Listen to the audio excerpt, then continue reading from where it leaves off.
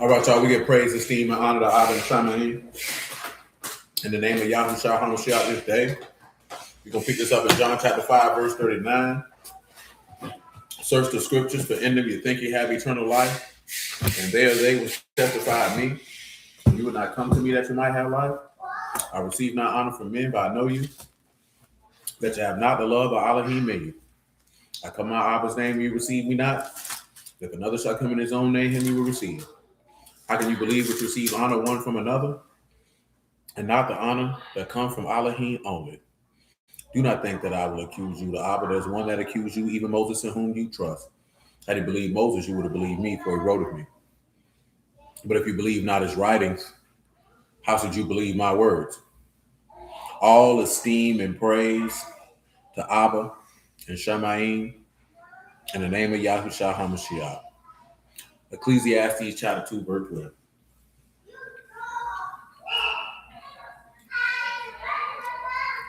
Matter of fact, before that, 2 Corinthians 12 and 7.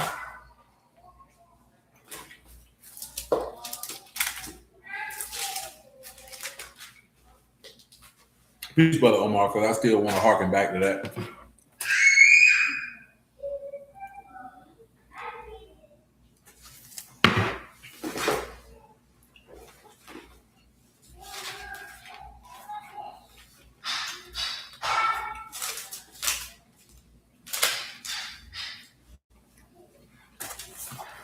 Second Corinthians 12 and 7. Lest I should be exalted above measure through the abundance of the revelation. There was given to me a thorn in the flesh, the messenger of Hashatan, to buffet me, lest I should be exalted above measure. For this thing I besought the Lord thrice, that it might depart from me. He said unto me, my grace is sufficient for you, for my strength is made perfect in weakness. Most gladly, therefore, will I rather esteem in my infirmities, that the power of Mashiach may rest upon me. Therefore I take pleasure in infirmities, and reproaches, in necessities, and persecutions, and distresses, for Mashiach's sake. For when I'm weak, then I'm strong. Shalom, Jake. Now I want to read that because we're going to be harkening back to that particular point. What makes it a juxtaposition between a vanity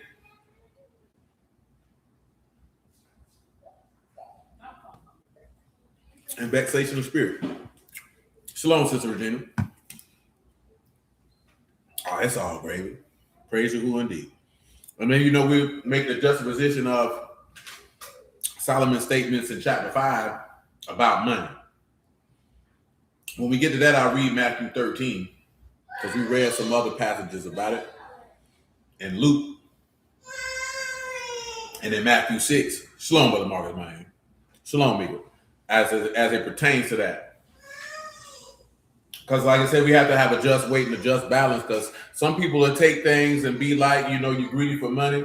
Other people will take things and think you're telling people to be broke, when really it's just a reflection of individuals' own thought processes in their own brain. You know what I'm saying? Just like we read in Luke 16, he said, you are those that justify yourselves before men, but Elohim know your heart. Baruch, GP. You know what I mean? So a lot of individuals will hear things through the vantage of their own lusts and desires, whatever they may be. They could be righteous, they could be unrighteous, they could be good, they could be bad, they could be whatever. But that's the reality of how a lot of people operate. It's based off the desires of their own mind. You know what I'm saying? But the reality is, we're supposed to have the desires of Elohim if this is what you say that you want to do.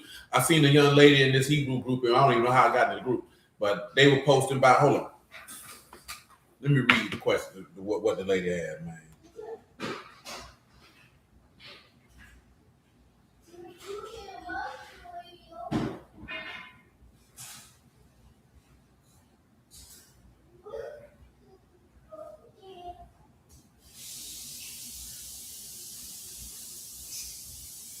Hold on, let me find it. It looks like the post done went away. Because I don't see it no more.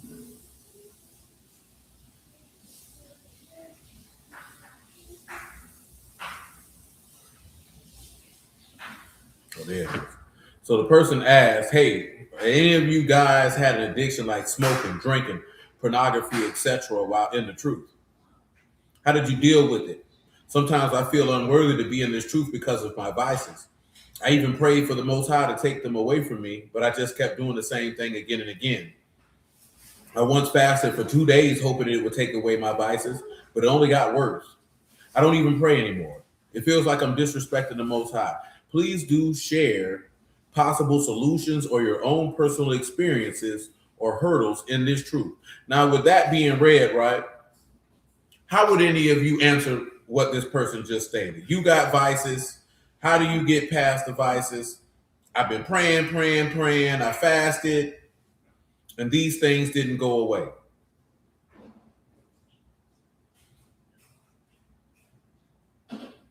What would you say to an individual in that case? Because I'll tell you what I told her after I hear what y'all were saying. Because people do be making this stuff more difficult than what it is.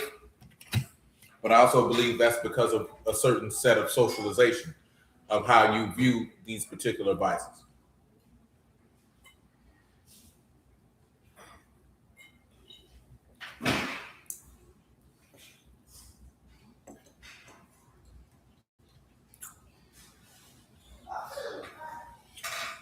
Anybody before I mention this here and we keep it rolling because I'm already late. So. You know, the first thing, shalom, Brother Robert, the first thing that I told this lady is, first thing first is you got to lay the word up in your heart where the word develops the self-control to abstain from these particular things. Because the reality of the situation is this: you can't pray that away, and he's not taking it away. See, I know a lot of people think God take these things away from you. He don't take nothing away from you. And the last thing I mentioned is what's in Chronicles, where it said you got to serve this man with a ready heart and a willing mind. You have to take pleasure in the things that he take pleasure in, greater than you seek to please yourself. See, I believe if people would tell people these things outrightly, that people might have an easier time dealing with these things. Because now this person go to thinking, well, I ain't even praying no more because I prayed for him for me to stop beating my meat, and I can't stop beating my meat. You can't stop beating your meat because you're full of desire. You're going to have to get to the root of why you are so full of desire. My God, today. Did one of them hit that internet over there? No, man. That junk done cut off. Hold on, y'all. I'm going to have to start this stream over, man.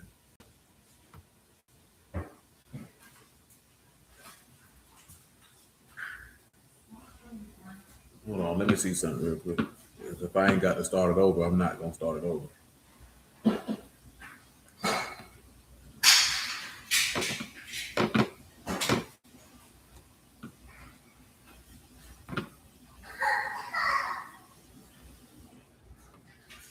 All right, we good? Is it rolling? Is it froze?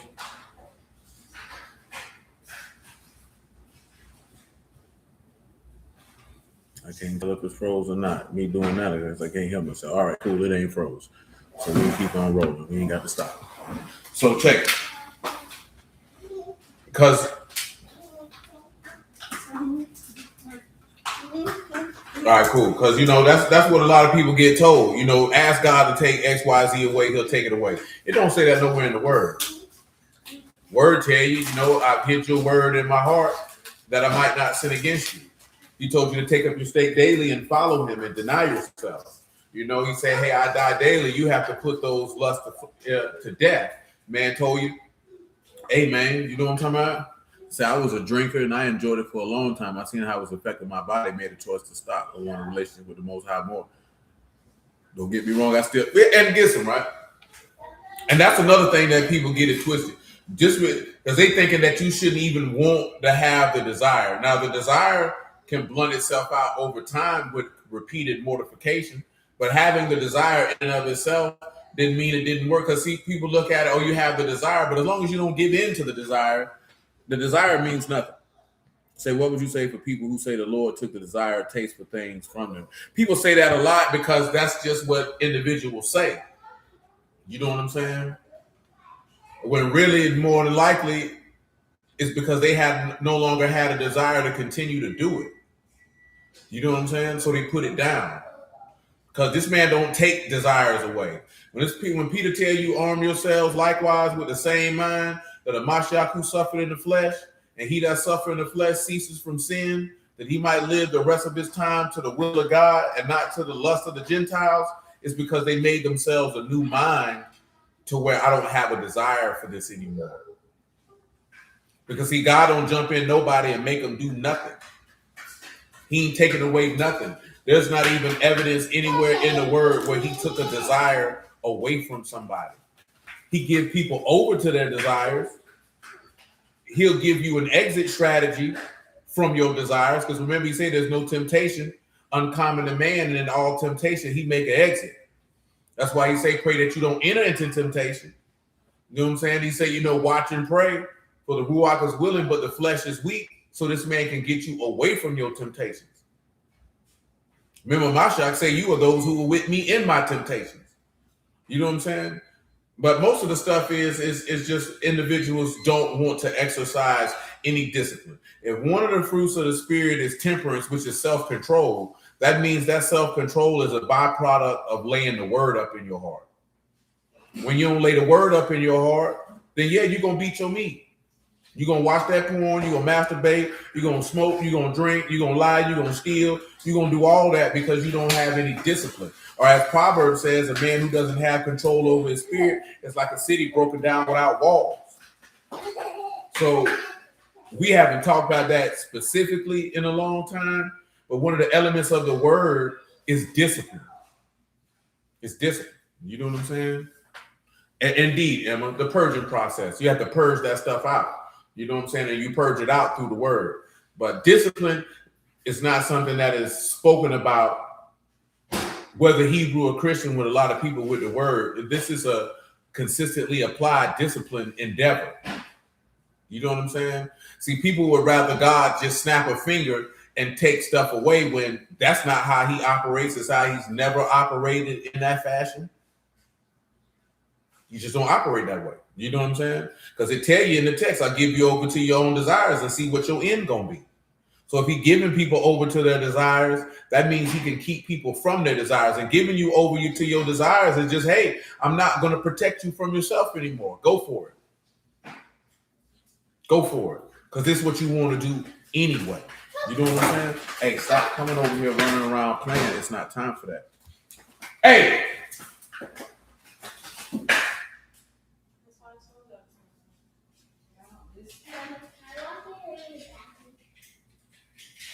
And that's just what it is. Because see, saying he take it away from me is easier to swallow, if you would, than accepting the fact that you have to be disciplined enough to stop. You know what I'm saying? Let me read that Psalms 119 for you before I get back to Ecclesiastes 2, man. Psalms 119 and 18, I believe. No, it's not 18, it's 8. What is it now? Where is it at? It's 11. Psalms 119 and 9. Wherewithal shall a young man cleanse his way? By taking heed according to your word. With my whole heart have I sought you. Oh, let me not wander from your instructions.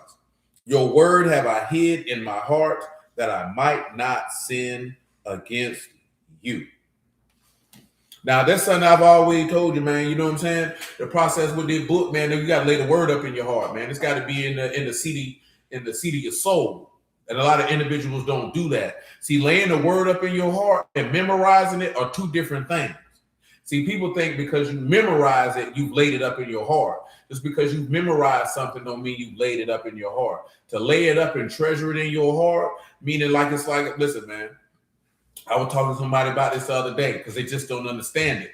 You know what I'm saying? When you talk about, hey, you're going to operate by the prism of the ism or the principles of pimping, because when people hear that, they think about prostitution, they think about exploitation, but the actual reality of the situation for the pimp is the aspect of it. It's a game of mental control of yourself. Go.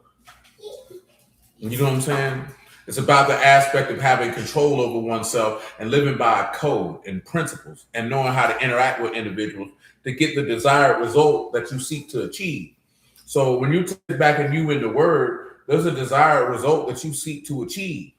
And those principles come from his word. And a lot of people, it's not in them. It's just on them. Meaning you carry it on your phone, you carry it in the book, you walk around with it, but it doesn't emanate from the inside out. So the same way that the Lord told you that it's not what goes into a man that defile him, but what come out, is no different when the word. When he say a man of understanding is like a wellspring of life, that means that word come out of him like living waters. And when that word come out you like living waters, it's able to give life and water and to quench the thirst of the individuals who receive it. But it has to be in you to do that. And it's not in most people. So that's why they struggle with the things that they struggle with. He said, I remember you told me that years ago. Anybody can read the book and memorize it and have every answer, but are they living how you're supposed to? Because that's what a lot of people do. That's why I would told you, I don't care about your ability to answer a question. Anybody can answer a question, but does it lead as an internal compass that you've actually laid up in your heart that direct you how you live? Remember I told y'all, man, when I used to be in the street preaching word, man, and I can hear you say, man, you ain't got time to be pulling that Bible out, boy. It's got to be in your heart. You got to spit that on the spot. So like this here, for me, it wasn't nothing phenomenal in my mind. And then when I started kicking it with Bruce, they be like, they would just be amazed that, oh, you can remember this plot and you can remember this. But I'm like, we all supposed to do that. Like to me, it wasn't nothing extraordinary. I didn't see it as anything extraordinary. I seen it as the aspect that according to the text is what we all supposed to be able to do if we believe and obey like we say we do. Because it's not a phenomenal trait. Everyone should have that ability to do it. But people thinking it's memorization. Boy, my memory ain't that good, boy. Do you know how long I smoked marijuana for, boy? A long time.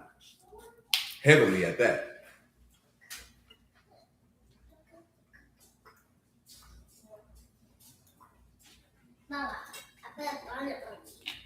Okay, I need you to let me what. So it's important. If you want to overcome anything in the word, man, you got to believe and obey. And you got to lay it up. Because when you lay it up, it's going to talk. Matter of fact, Paul, come over here to Isaiah 30, I believe. Don't come over here with that noise tomorrow.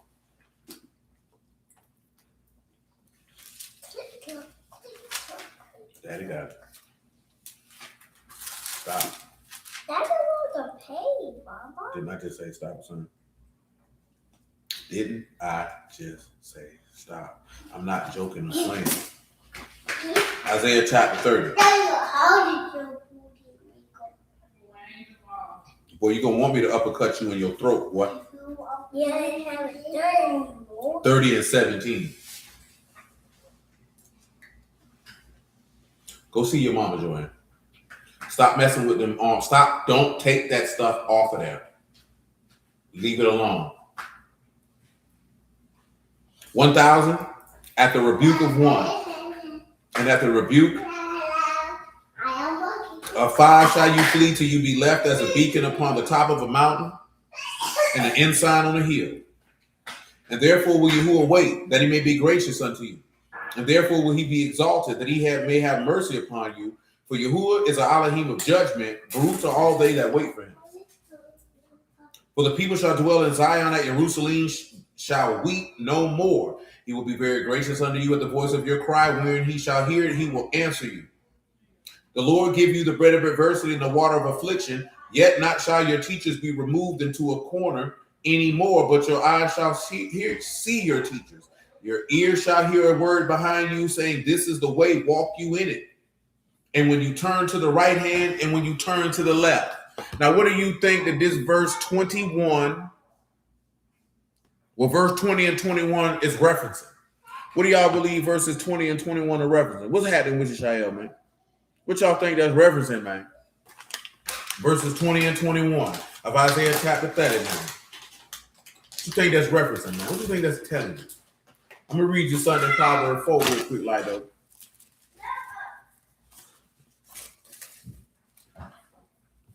Proverbs chapter 4, man. Verse 23. Keep your heart with all diligence, for out of it are the issues of life. Put away from you a froward mouth and perverse lips put far from you. Let your eyes look right on, and your eyelids look straight before you. Ponder the path of your feet.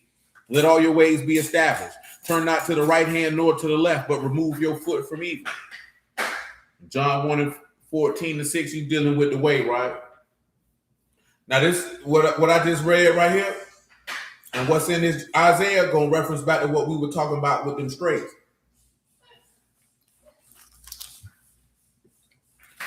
John 14:6.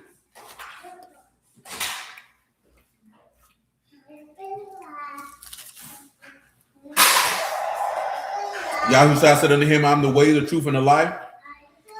No man come unto Abba but by me.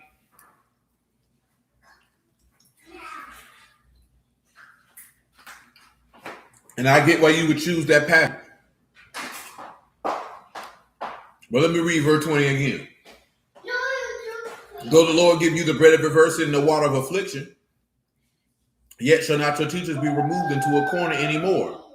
Your eyes shall see your teachers, and your ears shall hear a word behind you, saying, this is the way, walk you in it.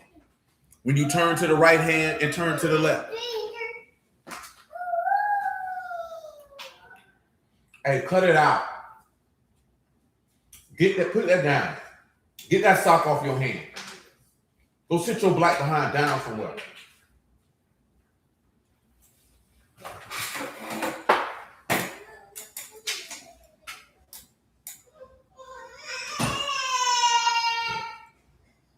Anybody, before I got something for you.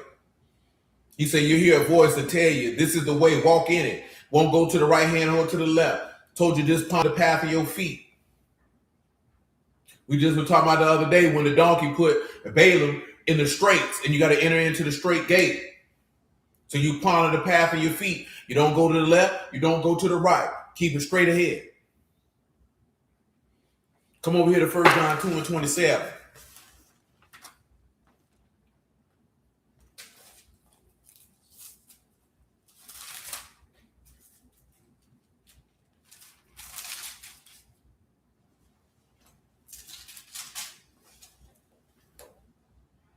First John chapter 2, verse 27.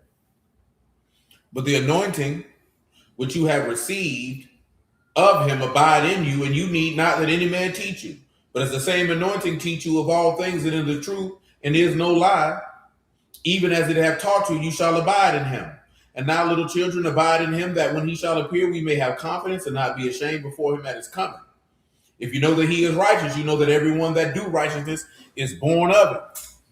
So one of the aspects of that Isaiah 30 is pointing to you what the Ruach HaKadosh is coming to do.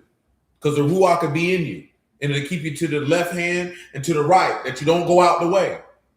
That you say straight ahead, straight down the middle. That's why I say you hear a voice. That voice is the word when it's in you. It'll direct you. It'll guide you. See, the scary point you can get to, man, is if you say you in this thing right here, man, and the word you don't never hear it.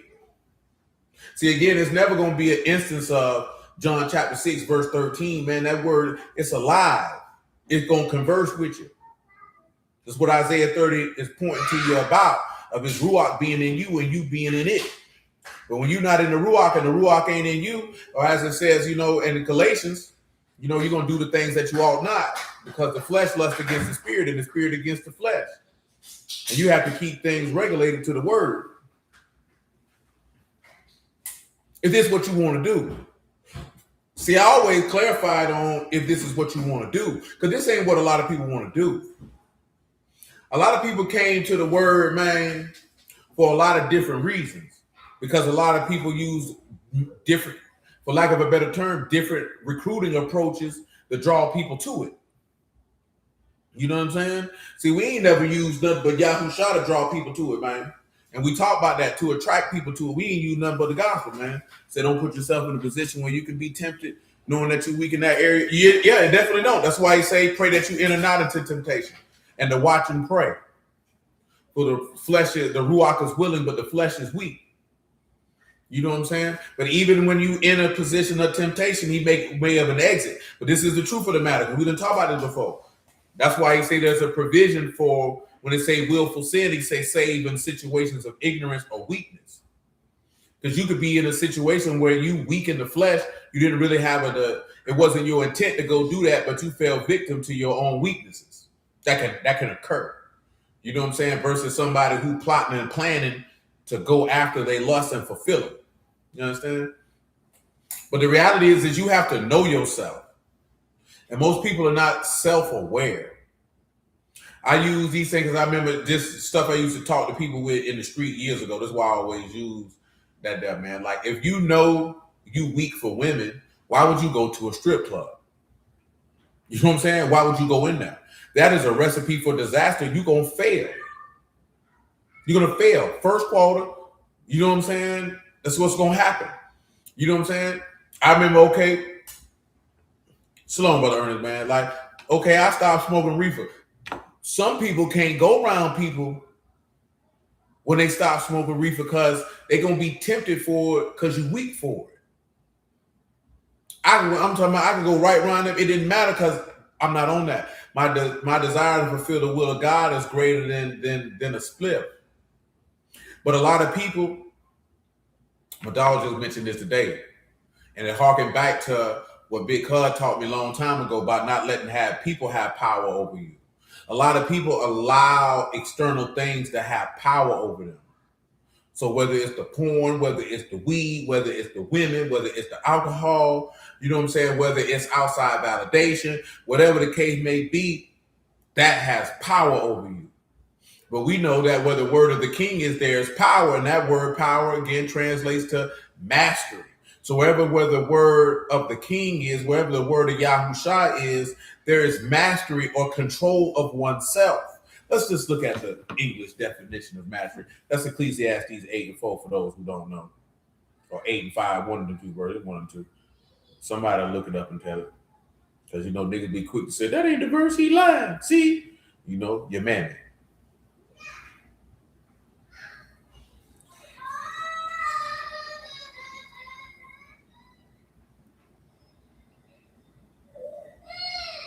And when you look at mastery, it means having great skill, deep knowledge, or complete control over a subject, activity, or situation. It is the state of knowing or doing something so well that you feel like a master. Expert skill, knowing how to do a task or art form with high quality. Deep understanding, grasping complex ideas or foreign language completely, controlling power, having total command over a situation or ruling over a territory. Victory, winning a game, battle, or competition. So with that being said, I'll read the verse that I referenced. Eventually, I'll read Ecclesiastes 2. Shalom, Brother Mark.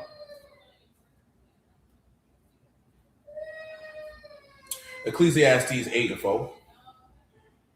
Where the word of a king is, there is power. And who may say unto him, what do you? So again, power for those who are not aware is Shilton, Shan, Lamad, Tet, Noon, mastery, appointment, power. It's what it refers to, mastery. Now, let's come over here to Romans 7.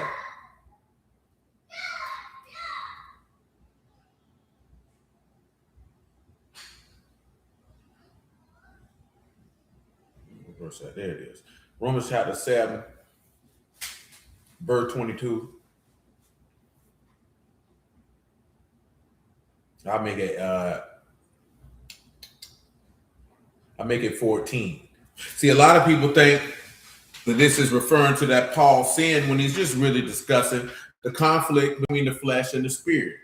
We know Matthew 26 and 41, watch and pray, lest you enter into temptation. For the ruach is willing and the flesh is weak, because there's a conflict between the nature. He told you the carnal mind is not subject to the law of Elohim, neither indeed can be. For we know this is an epistle to the Romans, chapter 7, verse 14. For we know that the law is spiritual, but I'm carnal, sold under sin. For that which I do, I allow not. For what I would, that do I not, but what I hate, that I do. So again, what is that dichotomy? That dichotomy is referring to what that young lady was referring to. I have these vices. I can't defeat them. Because for that which I do, I'm going to skip something. For that which I do, I allow not. For what I would, that do I not. So what does she want to do, she don't do. But what I hate, that I do. If I then do that which I would not. Yeah, that is a book. I got it on PDF. I consent unto the law that it is good. So when you do opposite of the law, you consent that the law is good. You consent that it's told, first quote. Now is there no more I that do it, but the sin that dwell in me. For I know that in me, that is in my flesh, dwell no good thing. For to will is present with me, but how to perform that which is good, I find not. For the good that I would do not, I do not, but the evil which I would not, that I do.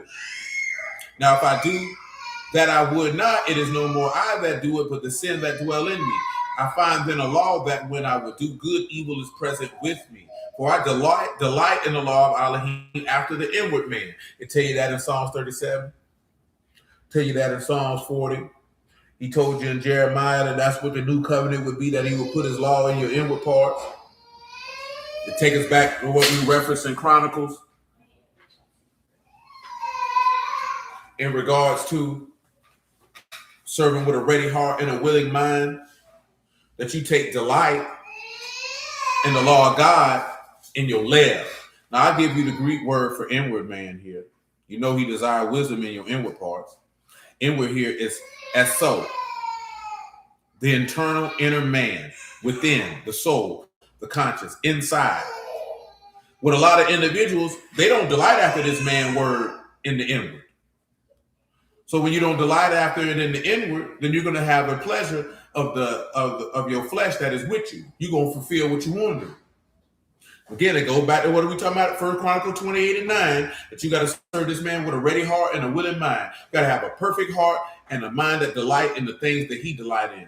If you don't have a tamim mind, and if you don't have a kafat's heart, a kafat's lab, if you don't have a heart that take pleasure in the things that God take pleasure in, you ain't going to never fulfill his will.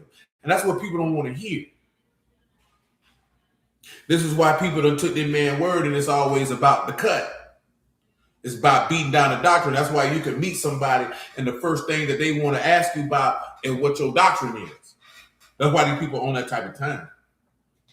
Because the sincerity of authenticity, it don't exist.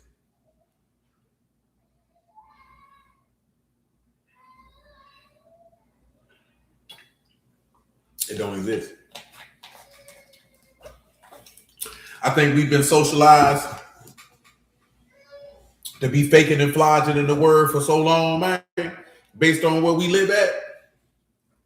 That's all people know how to do. That's all people want to do, is be fake. And that's why don't nobody get far. That's why people get in the word and they be like, oh, this ain't real. Because what the word is supposed to produce ain't being produced, so individuals don't take it to be real. And then the individuals who represent it, they like, shoot, look at these niggas. See, the Hebrew nigga think he better than the Christian, and the Christian think he better than the Hebrew. In reality, these people are the same. And the sad part is they so similar that they can't even see it. But I think deep down, that's why they ridicule each other so much, because they see the similarities. I heard niggas fighting and fussing and moaning about stuff, man. Like, if a nigga don't believe in the Lord, what you care for? Like, this nigga getting angry and frustrated. If they don't want to accept him as a savior, so what? But as I've been telling y'all, man, it's because he don't believe it. Because if you believed it, you would be like, all right, then cool. Shalom to the dad. Like, straight up, cool. I'm cool. What's wrong with him? He in there acting up? He in there acting up. Verse 22, Romans 7. For I delight in the law of Elohim after the inward man. But I see another law in my members, warring against the law of my mind, bringing me into captivity to the law of sin, which is in my members. O wretched man, who shall deliver me from the body of this death? I thank Elohim through Yahushua HaMashiach our Lord. So then with the mind, I myself serve the law of Elohim, but with the flesh, the law of sin, which is that you're going to die. But he just letting you know Yahushua got the victory. That's who delivering you from the body of this death. Why? Because where the word of the king is, there's power, there's mastery. And when there's mastery, there's self-control. And when there's self-control, blessed is he that endured temptation. For when he is tried, he shall receive a crown of life. Let no man say when he tempted Elohim, for Elohim tempt no man with evil, but every man is tempted and enticed by his own desires. And when desire is conceived, it bring forth sin, and sin, it bring forth death. He say, don't err, my beloved brethren, because that's how the game goes. But see, listen, right? I know people use, spookisms, and it's another phraseology that's escaping me right now at this particular time. You know what I'm saying? But the text is really straightforward. And for lack of a better term, ain't no lack of a better term, for the reality of it, it's masculine principles. But see, and we've discussed that before, but these masculine principles, and you can come to Ecclesiastes 2 and 12, are not principles that when these Hebrew niggas be talking about masculinity, man, that junk really be just a way, man, for these boys to overcompensate for the fact that they really were goofies, simps, suckers, and busters, getting ran over and ran through. You know what I'm talking about? When it's not, they don't want to deal with the principles of masculinity that the text espouses, which is discipline, which is honor, which is respect, which is self-control. You know what I'm saying? These are fundamental core principles of being a man. Self-control and discipline is one of the two core principles of being a man. A man with no self-control and discipline is no man at all. You understand? Listen, we were talking about this other day, right? A nigga mentioned like, oh, boy, I ain't dying for no religion. I say, okay, man, that's your business. But I say every man got to have something he'll die for. Only thing I'm going to die for is my wife and my family, and that's it. I hear you talking. I say, but as a man, if you don't have principles and honor that you'll stand for and lay your life down for, can you even call yourself a man at that particular juncture? First thing they went to is religion. I ain't said nothing about no religion. I ain't talking about that. I'm talking about as a man. You ain't gonna die for respect. I ain't talking about respect like niggas be beefing in the street for respect. You gonna lay your life down for integrity or for the values and principles that you live your life for? Well, you ain't no man, boy. So that means you really wouldn't die for your wife and kids either. You gonna lay your life down for your brother, for your nigga, for your homeboy, you gonna die for him? Because you niggas don't want to die because you cowards. You know what I'm saying? Niggas want to stay alive as long as possible. Niggas don't really, and that's how I be telling you, man, the word ain't what a lot of these niggas want to do, man. Because you don't even want to lay your life down for God, boy. I ain't even talking about in the literal sense. I've said it before, and I'm going to say it again. If a man won't lay his life down, if a man won't die to sin, he's not going to die for the word. He's not going to die for the name of Yahuwah. He's not going to do it. Not going to do it. Dying for sin has got to be the easiest thing that you could do, because that's rooted straight from your desire, love, trust, hope, and the man who promised you eternal salvation and gave you a word. That's contingent on how you see him. See, if you don't believe him, if you ain't got no hope or trust that he gonna do exactly what he said he was gonna do, then you're not gonna lay your life down for him. And I ain't talking about literally dying. You're not gonna lay your life down for him. That means if you like to beat your meat, you're gonna keep on beating. You like to worship idols, you're gonna keep on worshiping. You like telling lies, you're gonna keep on telling them. You like to steal, you're gonna keep on thieving. If you're a resentful, spiteful, bitter, contentious individual, you're gonna stay like that. Yeah, you feel a lust, man, you's a fornicator, an adulterer, a whoremonger, full of lasciviousness and uncleanliness, you're gonna stay like that. Because you don't believe that he gonna do. Matter of fact, let me read Ecclesiastes 2 and 12 before I read number 23. 2 and 12, man, Ecclesiastes, because it's gonna work to what we gotta do, because we need to get in chapter 5 also. And I turned myself to behold wisdom, madness, folly. For what can the man do that come after the king, even that which had already been done? Now, y'all already know this. Those of you who've been here for years. That man say, take up your stake and follow me. So he's telling you, I turn myself to behold wisdom, madness, and folly. And what can the man do that come after the king, but that which has already been done? All us is coming after Yahusha. You can't do nothing what has already been done, which is to take up your stake and follow him.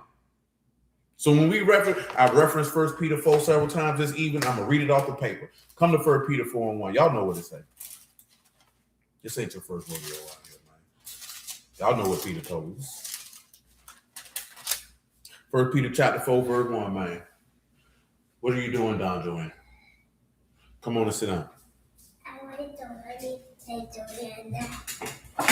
For as much then as the Mashiach have suffered for us in the flesh, because what can a man do to come after the king but that which has already been done? Arm yourselves likewise with the same mind, that he that suffered in the flesh have ceased from sin, that he should no longer live the rest of his time in the flesh to the lust of men, but to the will of Elohim.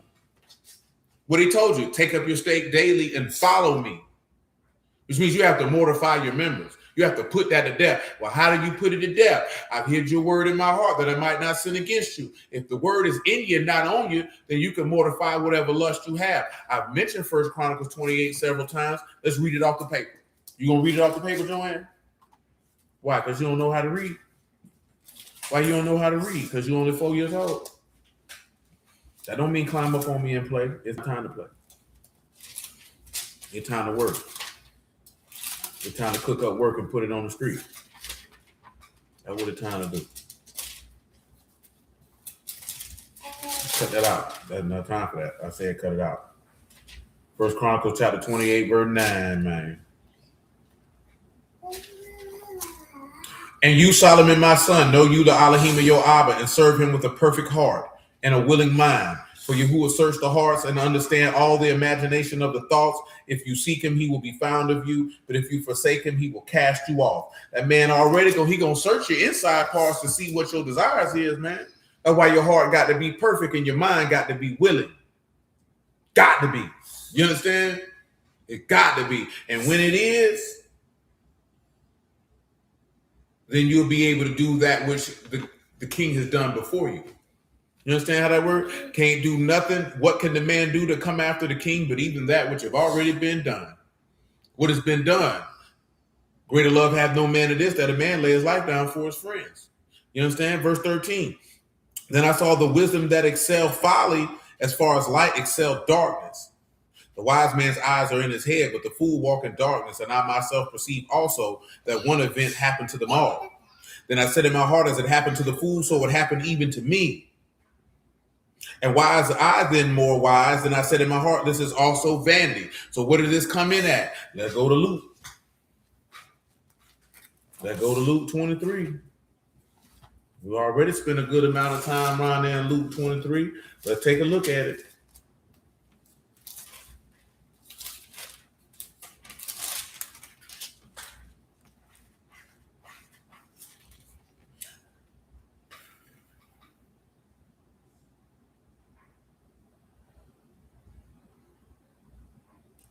Verse that, man.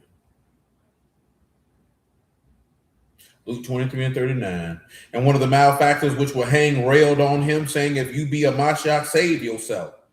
But the other answering rebuked him, saying, do you not fear Elohim, seeing you in the same condemnation? And we indeed justly, for we receive the due reward of our deeds. But this man have done nothing amiss. And you know what that taken us to, man? I said in my heart, as it happened to the fool, so it happened even to me. And why was I then more wise? Does he say, the book tell you become fool for Mashiach's sake? This man say, I'm getting hung from a tree just like the fool. How I'm wiser than him if I'm in the same predicament as him?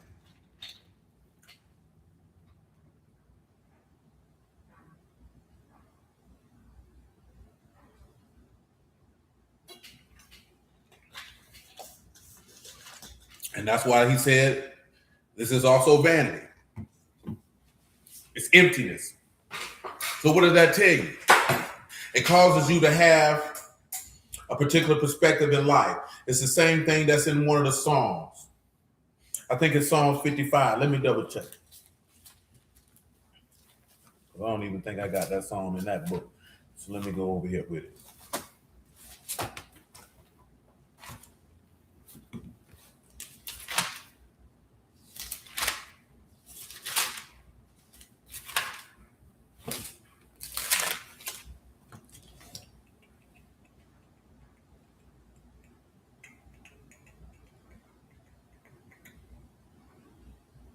No, that ain't it.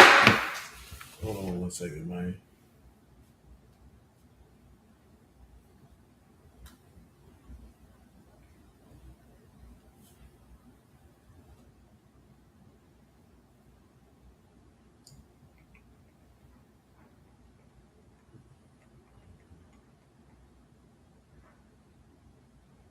That ain't it. That ain't it.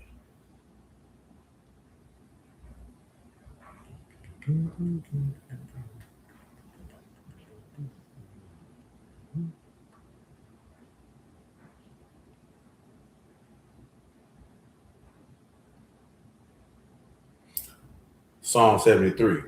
That's what I desire.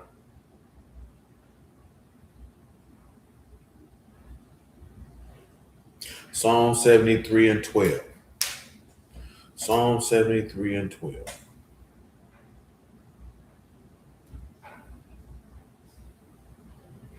Matter of fact, I started at verse 1 just because. Psalm 73 and 1. Because this gonna tie us back into what's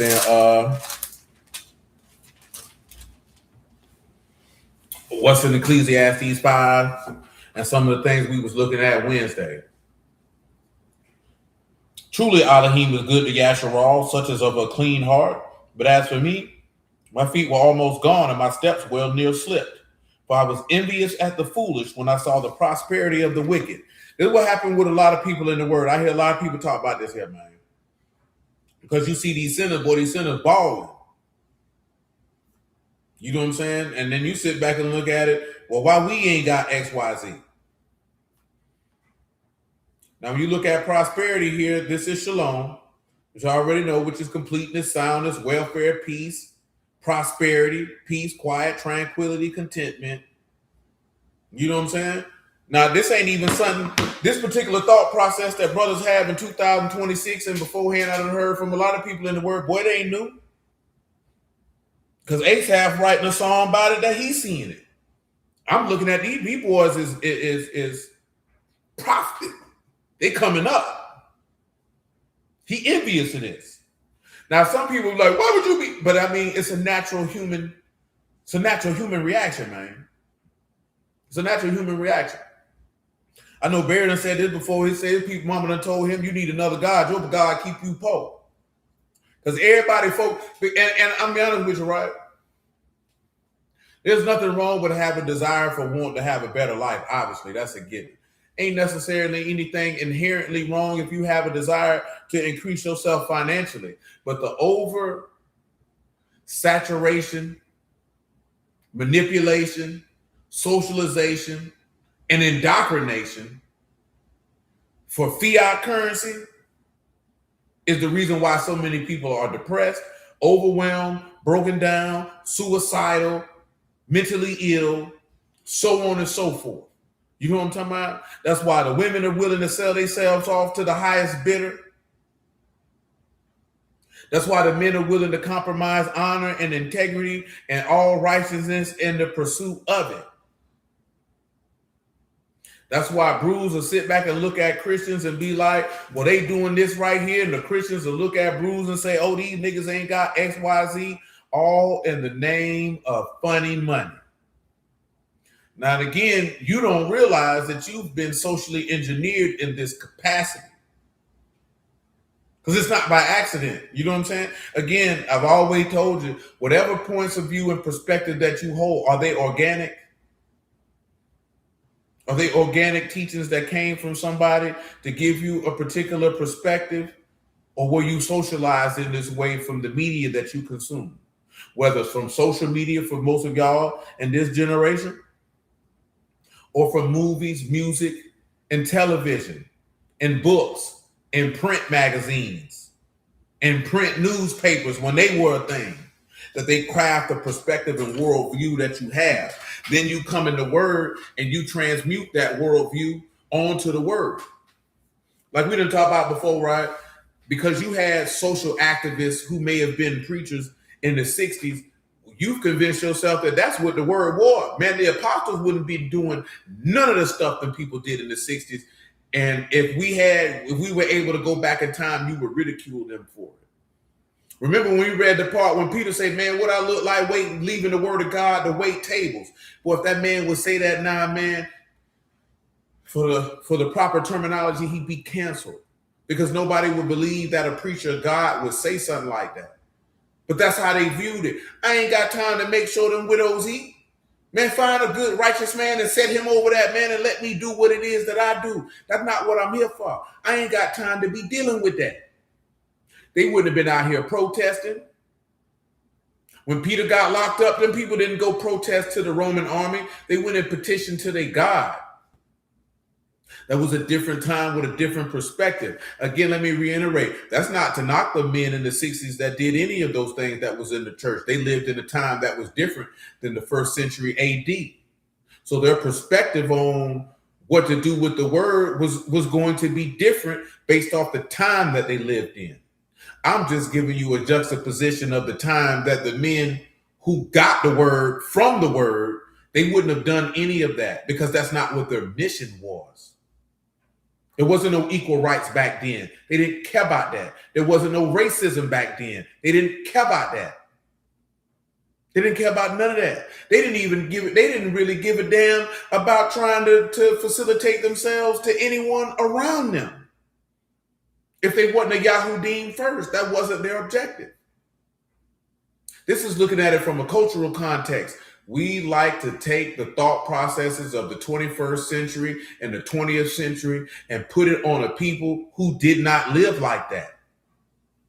That wasn't the reality of their world. So then that's when we try to take the word and fit it in our reality of this time. And you can't do that.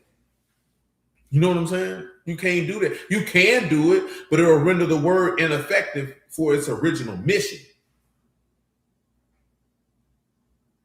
Because if that's the case, you don't see Yahusha going to look for Herod nan time. You don't see him going to look for Pilate nan time. They came looking for him, but that's because they wanted to see a miracle done by him. He didn't give a damn what them Romans was doing. Because that wasn't his mission. That's not my concern. I don't care what them Gentiles got going on in their government, with their gods, none of that. That's none of my business. Because the reality of the situation, the people who were exploiting the Israelites weren't the Romans per se. It was the chief priests and elders. They was doing it. Yeah, man, they were doing it. But listen, but I'm mentioning that because, hey, man, just like we read Luke 12, who made you a divider? The Lord told him, who made me a divider over you? Man, I don't care nothing about you and your brother fighting over no inheritance, boy. I don't care nothing about none of that. I ain't down here for that.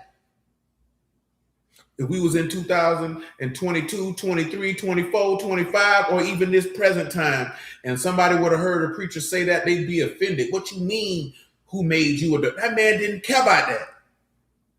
Didn't care. We couldn't fathom a preacher not caring about menial, inconsequential, and carnal things. That man wasn't even finna waste his time dealing with that. I don't care nothing about that. Like, if that would be like me, why would I care about trying to rebuke Donald Trump for and his word to be preached? I don't care what Donald Trump doing. I don't care what Congress doing. You know why? Because sinners gonna do what sinners gonna do. And I be wondering why people get in the word and you shocked that sinners gonna do what sinners gonna do. They doing what they supposed to do. Play their part. You play yo. Put that dope on the street, boy. But you're not finna topple these people government. These people ain't finna wake up one day and say, you know what? We ought to live godly now. You really think that's gonna happen, man? Herod heard all that about Yahusha, and he kept being a wicked bastard. He kept being a wicked bastard. Didn't matter to him.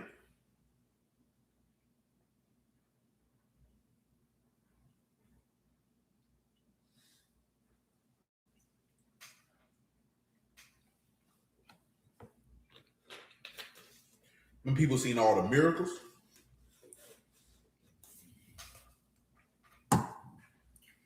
still wicked as hell. So that tell you something. That tell you something, man. That tell you this ain't what you want to do. It don't matter. It don't matter. But nevertheless, Psalm 73 and 2. And 3, I should say. For I was envious at the foolish when I saw the prosperity of the wicked.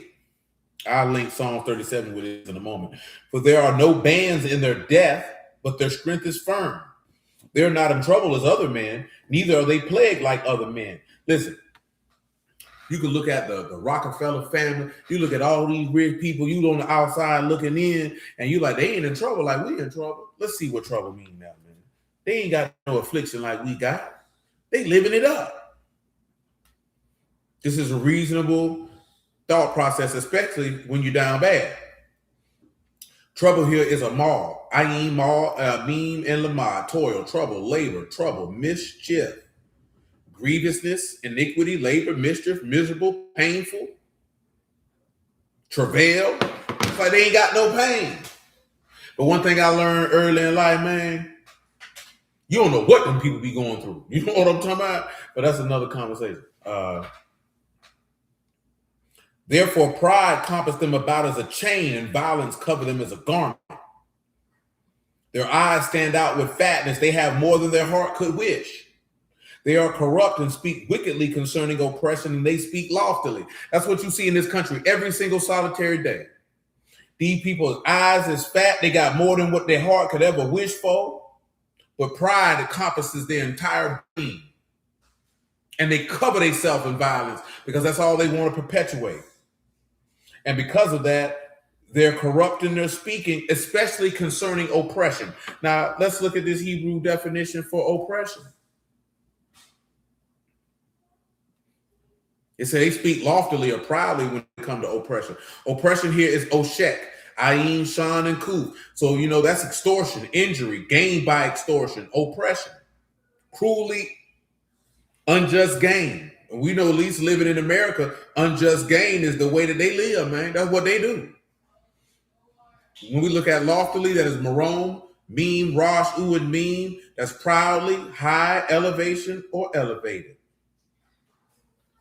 They speak highly as it pertains to unjust gain. These people don't got no cares, concern, or regard when it comes to that. Now, I know there's a part in Ecclesiastes that speaks to that. You know what I'm talking about? Where verse at, man? I was just looking at it the other day.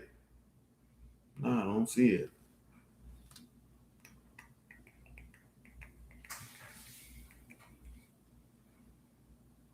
Verse 8. We read it the other day. Ecclesiastes 5. If you see the oppression of the poor and violent perverting of judgment and justice in a province, marvel not at the matter.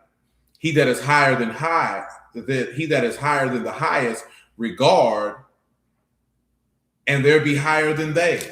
That man see all this stuff these people doing.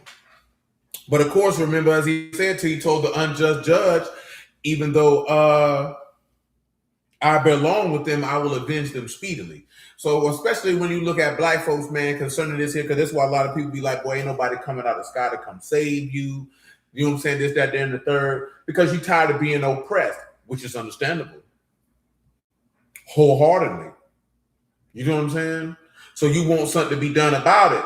But obviously, a lot of that thought process is an emotional response. Because what are you going to do to stop the oppression? Because you can't go to war with them people. And the reality is the rest of the world don't give a damn about you. So they're not going to join in to click up with you to overthrow these people because it doesn't benefit their own self-interest. Because the oppression that these people are perpetuating on you in the United States of America, they benefit off the unjust gain that they getting because they profiting from the unjust gain. So it doesn't serve them to band about to stop oppressing them people. So then you look at it about and you like, well, how we going? You think that you can economically build your way out of this? You can't economically build your way out of an oppressive system that is built on economic oppression with a fiat currency that your oppressor created to oppress you with. So you can't buy your way out of that. You can't build enough businesses to get yourself out of that. Ain't enough Black Wall Streets you can build. This is not to be cynical. This is to deal with the reality of power dynamics that we don't look at, because if you don't control the currency, you can never be free, because that means another man controls that system. And if another man controls that system, he can dictate that system however he pleases, because you don't have no say in it. That means that I could crash the dollar and make a new currency and make you start all over again. That's theoretically, not necessarily something that they would do, but just hypothetically. Because you don't control that. You don't have the precious metals. You don't have control of the resources. That means you don't have control over oil. You don't have control over natural gas. You don't have control over precious metals and stones. You don't have no control over that. So if you don't have control over that, you think opening up businesses is going to get you freedom, you sadly mistaken. You know what I'm saying? Then people feel like, well, we could just vote our way to it. You think enough votes going to get you into a system that they created? That means if they created a political system, they can manipulate it to serve them, because you don't control it. But see, if more of us voted, it's more of them than it is of you. But again, this is understanding power dynamics and taking your emotions out of it. Because once you believe that you can economically build and politically lobby and wield your way into equity and power, you bought into the lie. You bought what they were selling. They social engineering work. Because you really believe that this is true. Boy, it's a facade. Boy, it's not real, boy. Boy, ain't none of this stuff these crackers got going on real. And as we established the other day, these people have only been a world power since 1944, man. Just 87 years, man. 88 years, that's it. Since 1944, man, that's it. 78 years, excuse me. 82 years, my bad. That's it. 82 years, bro. These people were not a world power in 1776, man. They wasn't a world power in the 1800s, man. They weren't a world power in the 1900s until almost halfway through it. So effectively, for the back end of the 1900s and the entirety of the 2000s, have the United States been a world power? He said they use their images on TV to control and monitor their minds any way literal supposed to be. Competitive stations and channels and companies, but they'll make the image speak and knowledge go to and fro, and the metals and stones. Yeah, and I'm just saying this from the aspect again.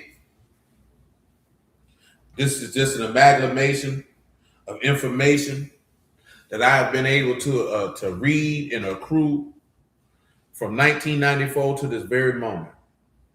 So this is just going from a pattern of historical things that I have seen and read, you know what I'm saying, to come to these conclusions. And then, of course, looking at the word and the juxtaposition thereof. Well, you can't economically buy your way into freedom, man. Freedom comes with the cost of blood, boy. And you should know that, because of my shot to make you free among the dead, that freedom came with the cost of his blood, boy. You can't free yourself from the oppression of a people, man, working in a system and think that's going to set you free, boy. That's absolutely retarded. That's absolutely retarded. That don't even make no sense at all. And who would sit back and let you and watch you do it? Yeah, we're going to let them vote themselves into power so they can overthrow us. When you can literally read in Exodus, there rose up a Pharaoh who knew not Joseph. Hey, man, them people going to grow up mightier than us. They're going to join with our enemies and overthrow us.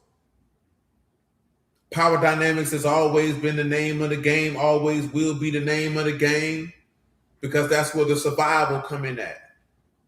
So you have a power dynamic. It's a power dynamic that they don't ever want you to tap into. And that's the ruach HaKodesh, man, the power of the living Elohim. But that power in and of itself doesn't satisfy many, because you want the power that comes from men, because you want to rule in the kingdom of men. And to a certain extent, I can understand why some people be like, no, I don't want that. That's a pie in the sky. I don't want that. They got their stuff now. And that's what has come in at Psalm 73. So listen, Psalm 73 and 8. And they are corrupt and speak wickedly concerning oppression, and they speak loftily, and they set their mouth against the heavens, and their tongue walk through the earth. Listen, they speaking against God's works, they speaking against his people, and they speak against him in heaven. And what you read in Revelation, man, with the beast, he blasphemed the tabernacle of Elohim and those who dwell in it.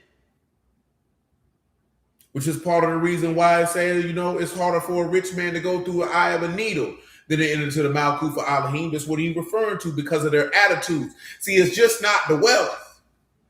It's the attitude. They don't mind oppressing. Boom. This is what I was referring to. And this is not even before the word, knowing that this is not an honorable principle. What I told you in regards to what happened with the aspect of Jay-Z offering Rockefeller to Biggs and Dame for reasonable doubt, knowing that he didn't own those masters. Boy, that's unjust gain, boy. That's unjust gain, man. You was finna unjustly gain that asset for them, man, knowing you was running the game. But when you get that bread, you don't care about oppressing. That's why people say there's no such thing as an ethical billionaire, because you don't care about oppressing. You don't care about unjust gain. You don't care about bad ethics. You don't care about none of that. And you think somebody gonna separate themselves from that to serve God? Boy, you crazy as hell, man. The people not finna walk away from that, boy. Hell, most of you niggas wouldn't walk away from a few 100,000. Some of these niggas wouldn't walk away from 85,000. You understand what I'm telling you? Because you're looking at what you can do and what you can buy. Because the reality is, for a lot of black folks, even black folks in the word, whether Christian and Hebrew, you really want proximity to whiteness. You really want validation and acceptance to whiteness. You don't necessarily want freedom for your people. You don't necessarily want economic equity for your people. You want what they have. And you want to be able to do what they do, which is in reality, you want proximity to whiteness, because you believe that whiteness and the things that they have is the epitome of success and greatness as a human being, which is extremely unfortunate. Nevertheless, verse 10, Psalm 73. Therefore his people return hither, and waters of a full cup are wrung out to them. And they say, how do Elohim know? Is there knowledge in the Most High? Behold, these are the ungodly who prosper in the world. They increase in riches. Let me just tell you what ungodly means. Don't leave no money on the table. I'm trying to tell you. Most of these niggas will sell out for little or nothing, man.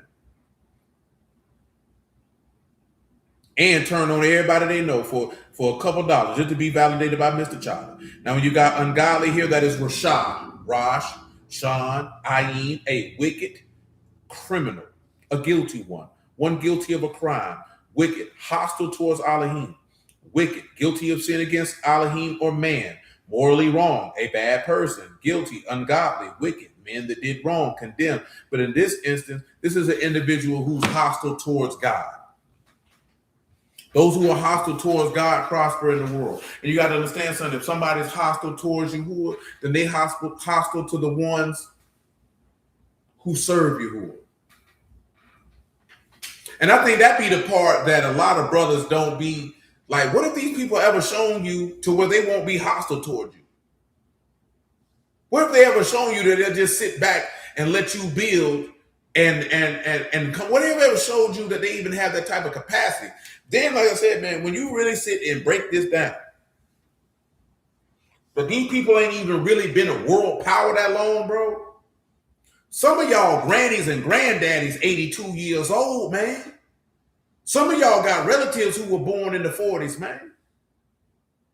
People who were born in the 50s, man, when the United States really started to rise as a world power. Their world power ability didn't get established to the end of World War II, man. And then after that, these people started participating in the armed conflict like clockwork. Because as soon as World War II ended, them crackers was in Korea. And as soon as the Korean War ended, them crackers was in Vietnam. And as soon as Vietnam ended, they went over there to Afghanistan, fooling with them against the Russians. You know what I'm talking about? And then after that ended, they were participating in the Iraq-Iran war. This is in the 80s now. You know what I'm saying? You had a few conflicts that they meddled in the 70s after the end of Vietnam. And then after that, they took their behind to Somalia, and they took their behind to Bosnia, and they was over there messing with Saddam in the 90s. And then George Bush came in, and they went over there and fooled with them people again for 20 some odd years over there in Afghanistan and all that. Now, Trump time period, they ain't fooled with nobody. Obama bombing people all through Pakistan, man, all through the Middle East. Biden did the same. Now Trump got you in Iran. Now, when you see all these things and you see all that, that's an overextension of the military. With an overextension of the military means an extended an expansive use of resources, which means you got to print more money. And when you print more money, that make more inflation. When you make more inflation, that devalues your currency. Kingdom over. He said, was reading Genesis 14 earlier, there was a power dynamic and that them kingdoms warring against one another. Yeah, always, man. That's how it goes down. Because people are jockeying for power and control. See, they got you bandied about with gender and race. I tell y'all this all the time because that keeps you emotional to where you don't pay attention to power. There's no power in gender. There's no power in race. Those are social constructs for the purpose of division, for the purpose of emotional and mental control. Straight up. Because we've already talked about this here. White men don't like women, and white women don't like white men. And again, I seen another person say this here. Like I said, that just always aggravate me. You don't see the other races of people down in their women. You don't see white men down in their women. They do it every day. And I say that because when you hear black people say that, it's because you want proximity to whiteness, because you want their validation, because you see them as the end all be all for all human interaction.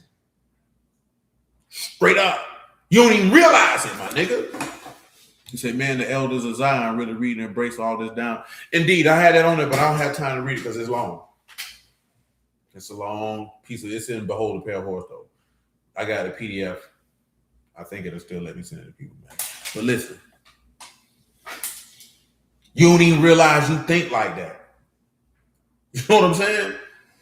A lot of people don't even want no money for real. You just want money because you think that's going to make you equal with Mr. Charlie. Because most niggas ain't getting no money to be able to put it into effect to add value to anybody who look like them. Niggas want money to ball. Which in reality, ain't nothing wrong with that if you want to ball. But I'm talking about, man, you got to look at why you're doing what you're doing. Where did your thought processes come from? Where does this stuff come from, man? You're not coming up with this stuff on your own, man. Until the day, you got a whole bunch of black folks that hate they women and a whole bunch of black folks that hate they man because you done took on the thought process of somebody else, man. That's they stuff, my nigga. And listen, right? The United States of America has ruined the world in 82 years, bro. People want you to believe that the United States has been the world power for the entire 250 years of their existence. 82 years, bro. I'm telling you, some of y'all have relatives right now who are old as or older than the United States have actually been the world superpower that you presently know them to be. 1944, that's it, man. That's it. 1944. Reserve currency, 1944, that's it. That's it. But listen, let me start getting on that there, man. They gonna have it like we gotta pull this nigga channel down. I say pull these nuts. That's what you can pull, nigga. Because I'm gonna keep on saying it. God damn it. But nevertheless, because that junk irritate me, man. That junk irritates me, bro. I hate seeing, and great day mama stuff. I hate seeing my people adopt these people thought processes, man. I hate seeing my people thinking that proximity to whiteness or Caucasian validation is the epitome of success in life, man. I hate the fact that we judge our ability of success off fiat currencies that these people created for the purpose of oppressing, manipulating, and exploiting the whole entire world for their own selfish gain, man. I've understood these things for a very, very long time. These aren't conversations I could just walk around and have with people on a regular basis. You know, niggas been thinking I was crazy since I was in the 9th grade, my nigga, for talking about things that make people uncomfortable. Nigga, I'm like, nigga, I can read, bro. Are you niggas reading this stuff, my nigga? Are y'all niggas even reading these history books they giving us in this classroom, man? Is you reading this stuff these people selling us, man? Because I'm reading this junk and it's pissing me off. You know what I'm talking about? On top of what I'm reading outside of this, it's pissing me off, man. Listen, man, when I learned about that uniform commercial code when I was in prison, man, I was 38 high. To find out, man, what you actually got to harm somebody to go to jail, bro. And you finding out this information and I'm sitting in here, nigga, I'm mad about this junk, man. I'm talking about, man, listen, man. That's why they don't want you to read, man. You read, you use your brain. When I mean you use your brain, that means you separate yourself from the construct of the society that they've created, man. You see the manipulation. You see the social engineering. You see how they're farming your brain to be a cog and their oppressive, manipulative machine. And that you can understand that I can live in it and not be of it and separate myself from wanting to be a part of that, because people don't understand that. When you go, man, this nigga crazy, I don't want to hear that junk. This nigga want to be poor, nigga. What do you mean, nigga? This money ain't worth a goddamn thing, my nigga. You finna kill yourself for it? It ain't worth nothing. You basing your whole life on the accruing of worthless currency, my nigga. You judging your value as a man in your brain. Not the ability that you could add value to individuals outside of monetarily, but you looking at yourself less than in the system designed to make you be less than, my nigga. It's designed that way. And not just for you, but for everybody. You just the primary focus. We got to make sure you don't never be nothing, because we scared of you. Yeah, man, you got to look at that junk, man. You got to tell your sons that junk, man. You can't be buying into this doggone system, man. You supposed to be separate. How you in the word and you ain't separated yourself mentally, spiritually, and emotionally from this God-forsaken and goddamn system? Nigga, you got to be crazy as the day you was born and dumb as a dog if you still buying into this junkie cracker selling, boy. You supposed to already be looking at this stuff and say, oh, this is vanity and vexation of spirit. All this stuff is empty and worthless. These crackers don't care about themselves. You think they care about you? Come on, man. Be real with yourself. Psalm 73 and 12. Behold, these are the ungodly which prosper in the world. They increase in riches. Truly, I have cleansed my heart in vain and washed my hands in innocency. This innocency. This man said, well, these people balling, man. I done did this stuff for nothing. Do you know how many people, whether Christian or Hebrew, feel exactly what's in Psalm 73? Why have I cleansed my heart for nothing? If these people are prospering and they wicked as hell. Now, some people will hear that and think, man, you shouldn't feel that way. But is it a wrong human reaction? No, it is not. Because at that moment, he's going to tell you what he failed to consider. But in the moment, you may not consider that. But listen to what he said. For all the day long have I been plagued and chastened every morning. Look at what he said, man. I've been plagued and chastened every day. Ain't nothing happening to them. But you know what you forgot? As many as he loved, you who are chastened and rebuked. He don't love them people. Now listen. Plague, nagah, to strike, to touch, to reach, to be stricken by disease. Oh, I didn't give you the characters. My apologies. Nagah, Noon, Gamal, and Ayin. To lay the hand upon. So listen. When you down bad like that, man, you don't want to hear that. Man, I don't want God to shoot. Don't strike me. Let me get the money. Just like we were talking about with them celebrities, man, them athletes, man. You see them people get that bread, you thinking it is that, and the third. Boy, that boy had to put a phallus in his mouth for that, boy. That boy spread his butthole open, let a white man do something to him improper for that, boy. That woman got ran through for that. That person had to go in a room and stand on the pentagram and dishonor himself, man. Not even sexually, dishonor himself, man, and worship a very, very wicked deity to be able to get that. But you don't know that because you're just seeing the outward. You don't know what level of compromise these people were willing to make. Listen here. Now let's take it away from the celebrity stuff and the sports stuff that people talk about, devil worshiping and all that there, man. Well, you don't know the level of compromise that some people do on a regular level to get what they got. Because the only thing you focus on is what we talked about Wednesday, temporary. That's transitory, man. That's only for a second. But you can't get caught up trying to enjoy the pleasures of sin for a season because you're going to get caught up in the destruction for an eternity. You know what I'm saying? Does that mean every person who got some bread did it dishonestly? But listen, I'm going to tell you like this here. Just in the business that I'm in, and the business people that we got to do business with, all of them don't necessarily do dirty business, but boy, a lot of them people, boy, they're going to try to get over on you, man, because the only thing they care about is how they can prosper. They don't give a damn about you. They don't give a damn what it takes for you to make what you got. All they care about is me. Me, and me. And their oppression. They could care less. Listen, I just seen a dude I know who I did business with for years. That man posted, can I get a paving crew that can finish a job without getting deported? Now, see, so some of y'all will hear that and you'll just pay it no mind. But in reality, man, it show you the integrity that this man actually possessed as a man. You really do.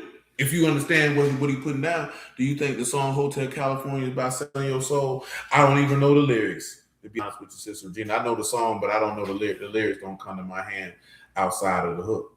I have to listen to it and get back with you.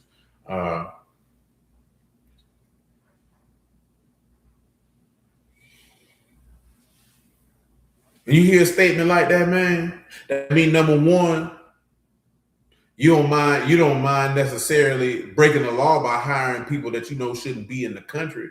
But then number two, you really like hiring the Mexicans because you know you didn't have to pay them the price of what it actually costs to do this job. And not necessarily because they illegals, but because you know they're going to take less. And when you hear him say that can't get deported because he knows other paver companies in the city, but he don't want to pay what they charge. Because see, when you deal with a company that got a lot of illegal immigrants like that, man, they usually not going to have no type of insurance. They usually not going to have certain paperwork in order. So they're not going to have to carry the cost that other companies that are legal have to carry. You know what I'm saying? So when them people come through and say, well, hey, man, if it's 5 racks to do this job, I don't want to pay that because I know I can pay the Mexican $1,500. You know what I'm saying? Now, some will look at, well, they agreeing to it, but this man know what he's doing, and it really shows what type of time they are. You know what I'm saying? But a lot of people don't pay attention to that. And that's how when you increase in riches, man, that's how a lot of them be. See, we ain't talking about people who living comfortably, man. We talking about people who are acquiring riches. You understand what I'm telling you, man? Real deal riches. That's why we talk about that Wednesday, man. Hey, man, you say don't desire to be rich. You get hit through with many hurtful lusts, man. That's the other part you don't see when people got a lot of bread. Them people got some people down bad. They participating in things you wouldn't imagine. And nevertheless, Psalm 73. Verse 14. For all day long have I been plagued and chastened every morning. If I say I will speak thus, behold, I should offend against the generation of your children. When I thought to know this, it was too painful for me. Until I went into the sanctuary of Elohim, and then understood I their end. Surely you did set them in slippery places and cast them down into destruction. how they are brought into destruction as in a moment they are utterly consumed with terrors. As a dream when one awake, so, O Lord, when you awake, you shall despise their image. Thus my heart was grieved, and I was pricked in my reins. So foolish was I and ignorant, I was a beast before you. Nevertheless, I continually with you, and you have holden me by your right hand. See, now you say, when I went into the house of God, I understood what was going to happen to them. The people going to hell, man. But see, a lot of people sit back and look at it. Well, shoot, we catching hell right now. Now, and I know that the people look at it this way because you don't actually believe that this man is going to do everything that he said he gonna do. And I get that. Because a lot of people will look at you and think that you are a plumb dumb idiot and fool for doing what we just read in one of them other songs, blessed is in Isaiah 30, blessed is he that wait on Yahuwah. So people say, well, I don't want to wait. We could do this and we could do that. And that's your business. That's your business. But if you believe what this word say, for what it say, and that there is an Elohim in the heavens who created the heavens and the earth, Yahuwah of hosts is his name, and that word is faithful and true as it is written, then these are the things that you have to consider. If you don't, then you don't have to consider that. See, when people be like, man, ain't nobody coming to save us, this, that, there, and the third, man, I let them think that that's their business if that's what they want to believe. And you know why? Because I know the text say that people would say that ain't nobody coming to save you, and where is your God at?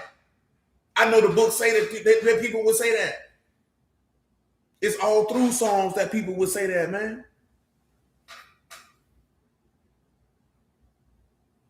It's in the prophets that people would say that. Peter told you this people gonna come. Where's the sign of his coming? He told you there'll be mockers in the last day. You supposed to know that. It say that.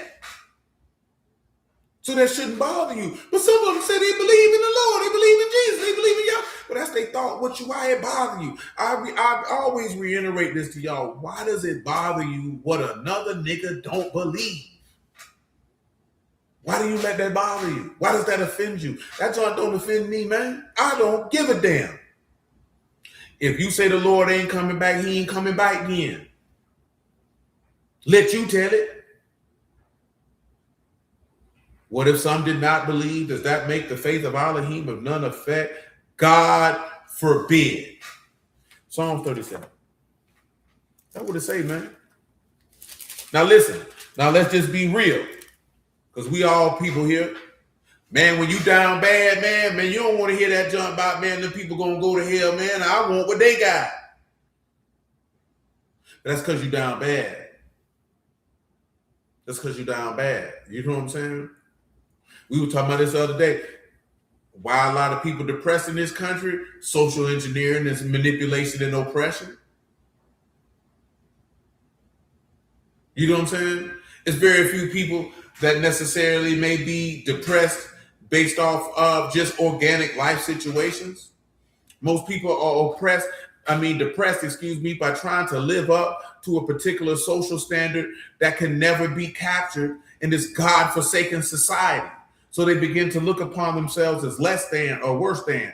Save if you in a high-stress job or things of this nature, man. That's why people be down bad, man.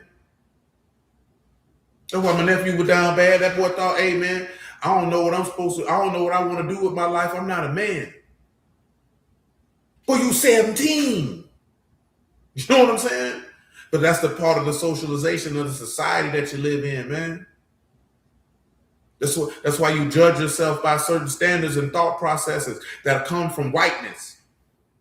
But that whiteness is not so that you can be white. It's so that you can idolize whiteness for the purposes of keeping you under their thumb, so that you could purposely continue to feed into the worthless economy for your own oppression and destruction. God damn it, man. Ain't that about a funky hoe? Psalms 37 and verse 1. And this is why Solomon say a lot of these things, vanity and vexation of spirit, man. That junk will make your spirit angry, man. When you understand what's going on around you. We ain't even touching on yet what Solomon talking about. We only done got to verse 15 in Ecclesiastes 2. Psalm 37:1 though. Fret not yourself because of evildoers, neither be you envious against the workers of iniquity, for they shall soon be cut down like the grass and wither as the green herb. Trust in Yahuwah and do good, and you shall dwell in the land, and truly you shall be fed. Delight yourself also in Yahuwah, and he shall give you the desires of your heart. Commit your way unto Yahuwah. Trust also in him, and he shall bring it to pass. He shall bring forth your righteousness as the light and your judgment as the noonday. Rest in Yahuwah and wait patiently for him. Fret not yourself because of him who prosper in his way, because of the man who bring wicked devices to pass. Now, again, people hear that. They thinking, man, that's just the way the white man came up with this stuff to keep you down, to keep you poor. Not even realizing, man, you really validating whiteness. Because you want to get wealth how they got wealth. Without actually stepping back from a historical standpoint. Boy, how did they get that? You forgot about the manifest destiny, boy? You forgot about what they did to get them 13 colonies, boy? You forgot about how they did that, huh, man? You forgot about the red line and the gerrymandering. You forgot about that, huh? You forgot about the systematic denial of loans and things of this nature, or the exploitive nature of usury that's used in this particular location, man. You forgot about all that. You forgot how they exploited young men by sending them off to die in numerous needless wars to do this here, man. You forgot about all that. Because the only thing you saw was the Benz, was the house, was the stuff that they could buy. That's all you saw. And that's all you cared about. And he trying to warn you, man, they got all that, but boy, you don't know the stuff they've been doing to get it. Don't fret yourself about that, man. Just be focused on me, which is taking us back to what? Seek you the kingdom of heaven and his righteousness, and all these things will be added unto you. The Lord ain't telling you nothing different than what's already been written. But we don't be wanting to hear that because you want instant gratification. You know what I'm saying? Which is why that Proverbs 30 says, just give me food convenient for me. Don't give me poverty nor riches, man. Poverty, lest I should steal and take the name of my Elohim in vain, or riches, yes, I should say, forget Yahuwah and say, who is Yahuwah? That's the reality of it, man. And it's a vanity and vexation of spirit, because we don't want to hear that. And I get it. Believe you me, I get it, man. But we talking about having a just weight and a just balance as we assess certain perspectives in life and how to navigate around them. If you believe that Yahuwah is the Malik of the heaven and earth, the Elohim of which you serve, and who you yielded your life over to through the sacrifice of his only begotten son, period, point blank. And that has to make you have to have a cold look in the mirror when you come to it. You understand? Everybody don't want to do that. Because again, I have to reiterate, this ain't saying, man, don't go out here and try to seek to build a particular life for yourself. Because case in point, he told you in Jeremiah, man, at least to those in Babylon, which you can juxtapose it to anybody who's in a strange land, if you would, man. Build you houses, man, and plant your vineyards, man. Marry your sons and marry your daughters. You know what I'm saying? But you got to have a proper perspective on your Elohim through just weights and just balance, not having no diverse weights in your bag when it come to that. Because I'm telling you, man, it's real easy to lean to the left-hand side, man, and get on the side with Mr. Charlie, boy, because Mr. Charlie don't give a damn about God, boy. He don't give a damn. You know what I'm saying? And you can tell yourself he do if you want to, and you're going to go to hell with him. Ecclesiastes 5 and 8. Well, I already read verse 8. Let's read verse 9. Moreover, the profit of the earth is for all. The king is served by the field. Now listen, I mentioned Matthew 13 and I didn't read it. Come over here to Matthew 13 now, because it's relevant from what I'm finna read.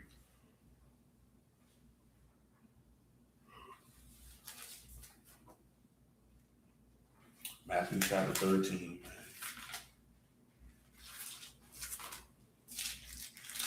Is it 23?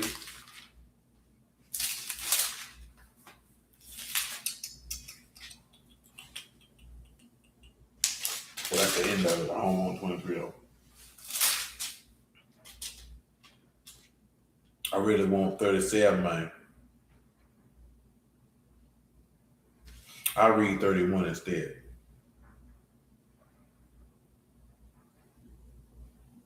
No. 37 is better. Matthew 13 and 37.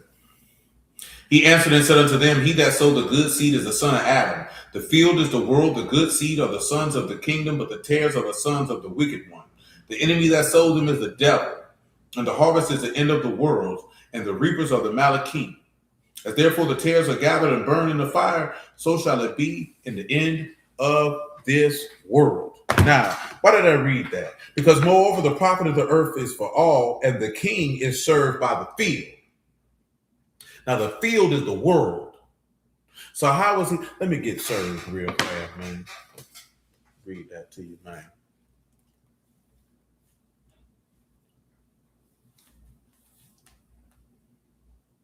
Just because that's just how I'm feeling right now. Should be a bod, but we got to make sure, man.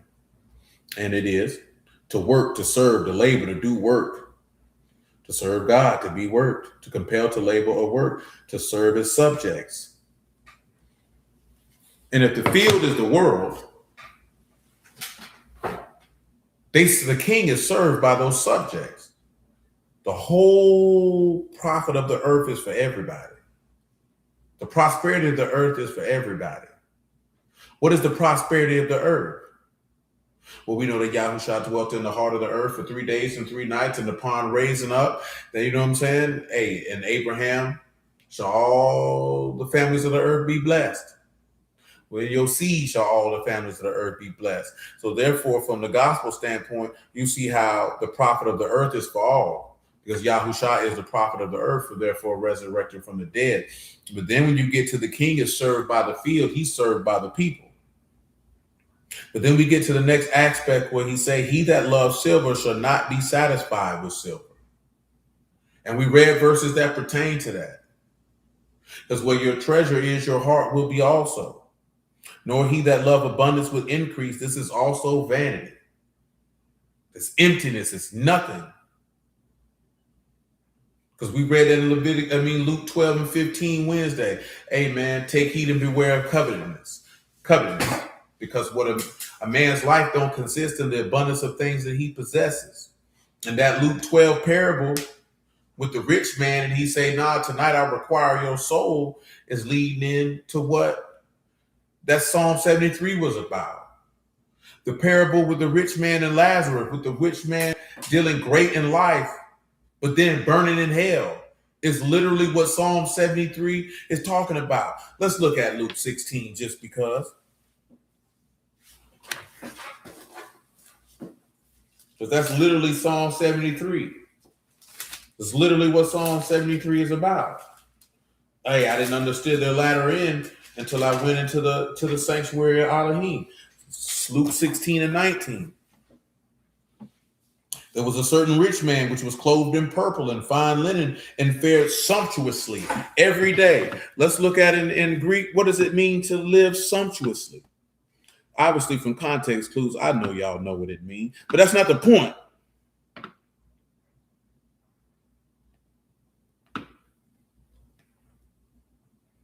Sumptuously, lamprose, splendidly, magnificently, of sumptuous living, brilliantly, luxuriously.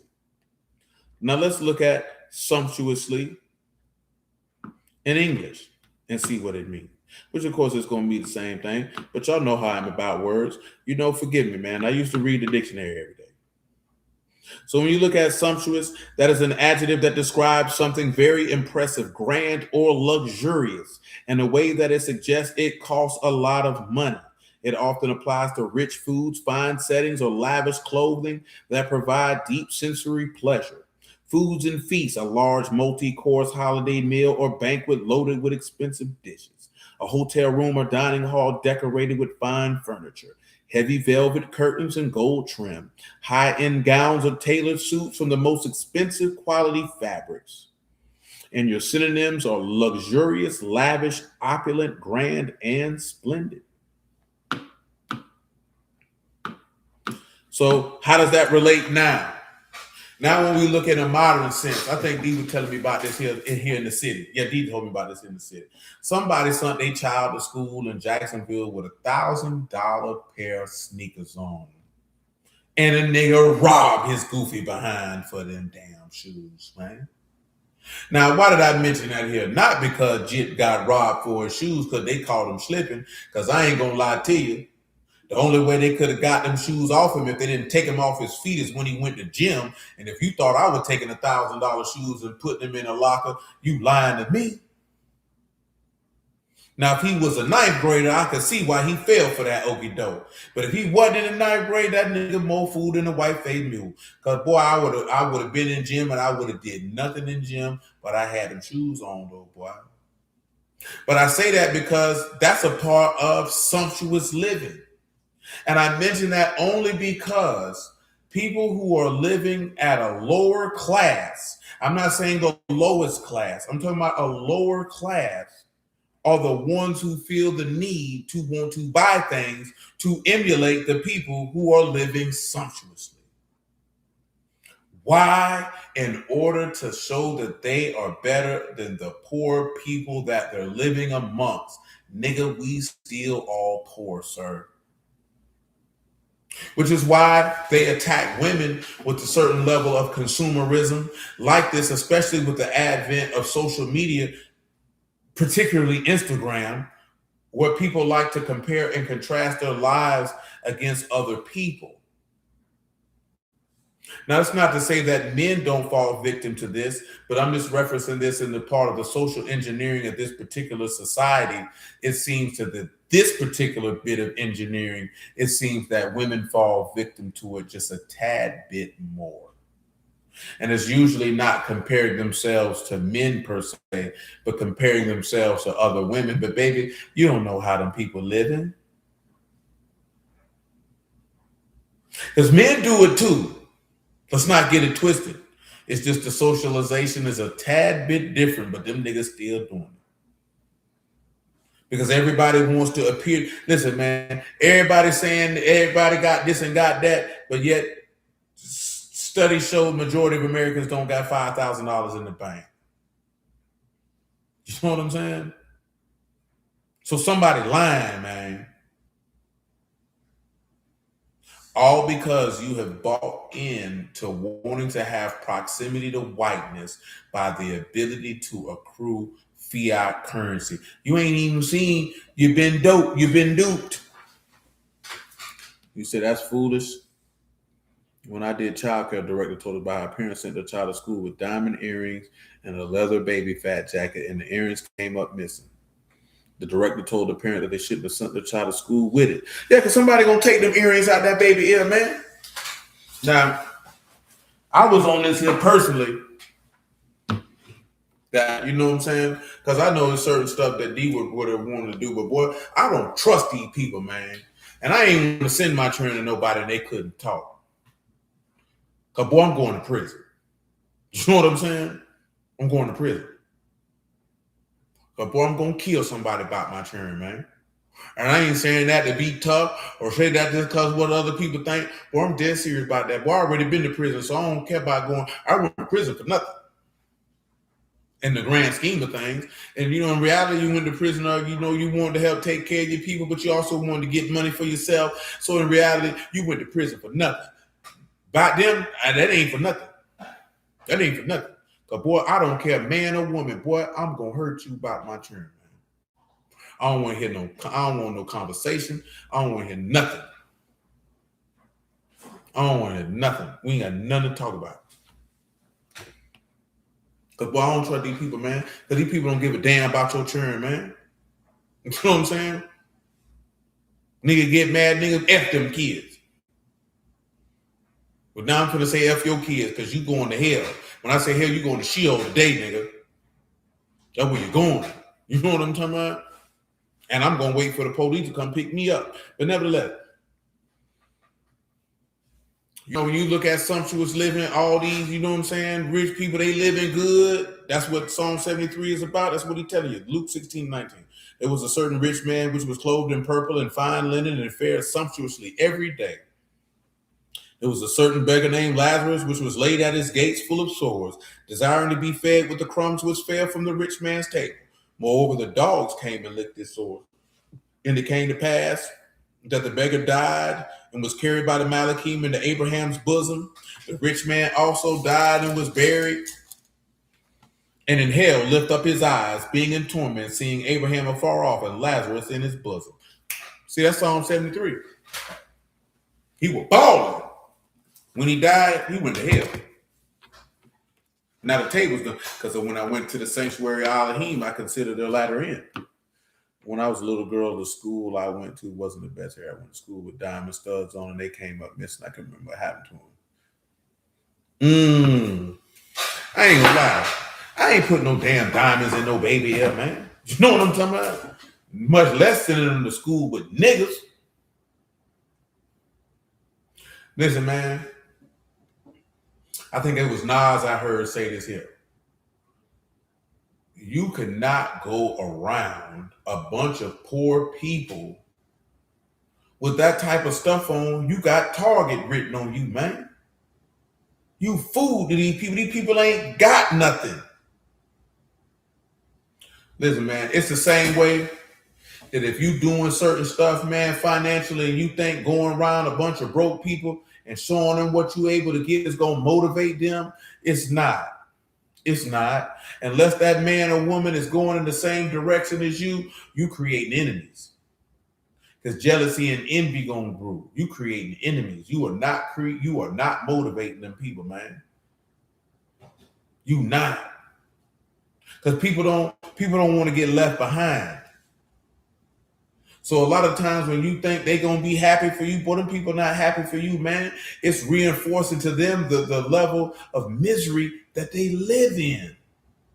It's reinforcing the poverty that they got to get up and see every day. But we don't let a nigga who trying to sell you something convince you that's going to motivate the people, man. Man, that nigga going to rob your goofy behind, boy. That man going to kill you, boy. Because the envy and the jealousy that's brewing in that individual is going to consume him. It's going to consume him. You know what I'm talking about? It's going to consume him. Because there's very few people who genuinely happy for individuals when they acquire some form of success. You say your mom believed to this day that someone came up to me and grabbed them out my ears. I think you'd remember that, depending on how old it was. Yeah, people don't be happy for you. No, not at all. Shoot. Mama Steph, you know you dealing with it now. People do not listen, man. Remember when I told you, man, when I was hustling, dude, they ain't want to show a nigga how to cook up no work because you wanted a nigga under your thumb. You never wanted a nigga to be equal to you. That's sucker stuff to me. Because people don't really want to see you succeed. I know people done heard the phraseology, people want to see you doing good, but not better than them. It's not even the aspect of they don't want you to do better than them. It's the aspect of the envy and jealousy that individuals have because people don't want to see you succeed. It don't have to be monetarily. It could be spiritually. It could be whatever. People don't want to see you succeed because they're not happy with themselves. You know what I'm saying? They're not happy with themselves. See, we just look at stuff from a monetary aspect. Man, people don't want you to be autonomous or independent because people don't want to collaborate. They want to dominate. He said, hey, man, that man said that's his family recipe. Listen, man, I'm telling you, man, people don't be wanting to collaborate, man. They want to dominate. They want to rule over people, man. They don't want nobody standing side by side next to them, man, because it makes them feel less than, because they want to feel superior. See, there's a difference when you got somebody orchestrating a play, you know what I'm saying? Because somebody has to be able to direct and whoop, whoop, whoop. But even in that direction, he's still going to listen to the people he directed to see if they, because they may have some input. Because I still have to collaborate with these people. But when you're doing certain things, man, people want to rule over you, man. I'm trying to tell you. So they don't want you to succeed. What you mean? You can't do more than me. What you mean you don't need me? When Yahushua told them, hey, man, greater works than these you going to do, man, them doing stuff didn't threaten them. That's why he told them, man, rebuke them not. No man speaking, doing a work in my name can dare speak evil of me. For he that is with us is not against us. He said, you envy for my sake. I would to Elohim that all his people would be prophets. That don't take nothing. That takes a level of humility, man. Man, most people don't got that, my nigga. I'm trying to tell you, I've been alive 46 years, boy, I done watched it, man. That's why people make the statements that they make. You know what I'm saying? That's why you get the word and everybody competing against each other. Oh, I came up with this doctrine first. You took my doctrine. Man, if it came from God, it ain't your doctrine, so nobody couldn't take it. You know what I'm saying? This is the type of stuff people got going on, boy. But that's rooted in envy and jealousy and pride, boy. Man, I'm trying to tell you. Ecclesiastes 5, man. Verse 11. When goods increase, they are increased, and eat them. And what good is there to the owners thereof, saving beholding of them with their eyes? Listen, he said, when goods increase, they are increased that eat them. Now, we'll read Luke 12 as this pertains to why the Lord spit these parables, because it's hearkening back to these things. The sleep of a laboring man is sweet. Well, we already know. Let's look at laboring. We know that it was sweet for the sleep that Yahushua had, because he's that laboring man. Some of y'all remember when we dealt with this particular passage. That's why we're not going super in depth on them. When you look at sleep, it is Shana, sleep. Shan, Yad, or Shan, Noon, and Aleph, simply sleep. But he said the sleep of a laboring man is sweet. He said, hey, Abba, and it's a bod again. I finished the work which you gave me to do. Sweet is mathok, mean, tau, u, and kuf. Sweet, pleasant thing. Well, why was it pleasant? Because it was expedient for me to die. That's why that sweet of that laboring man, that man who served, it was pleasant. That's why he said, Abba, into your hands I commend my ruach. But nevertheless, and whether, this is verse 12, Ecclesiastes 5, the sleep of a laboring man is sweet, whether he eat little or much, but the abundance of the rich will not suffer him to sleep. Now, come over here to Luke 12.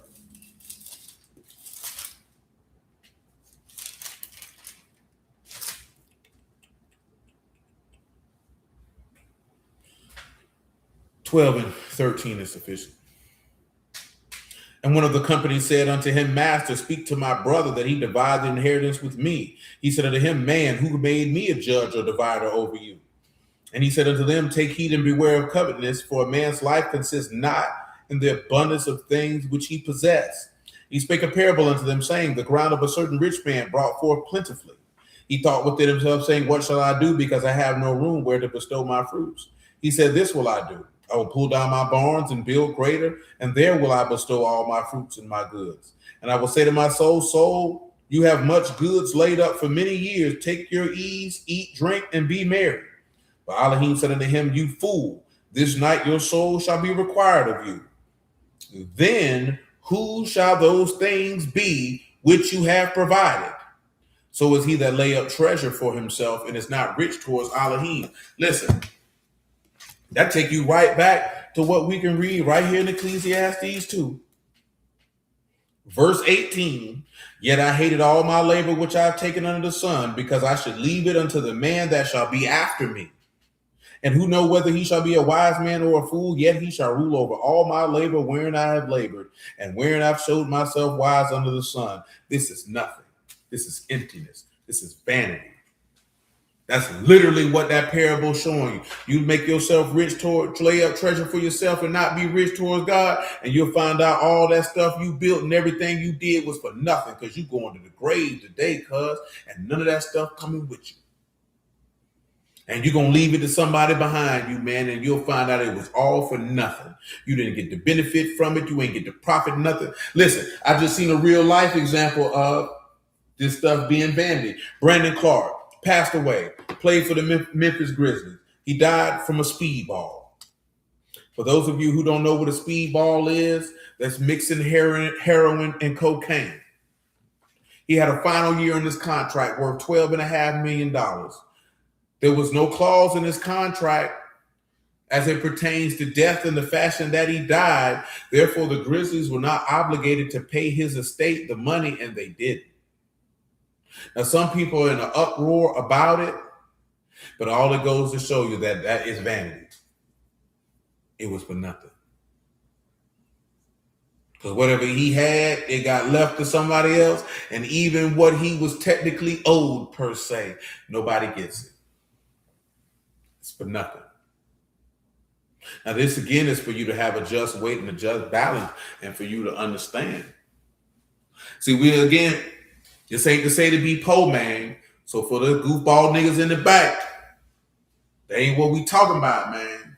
But this man just showing you the reality of the life that we in.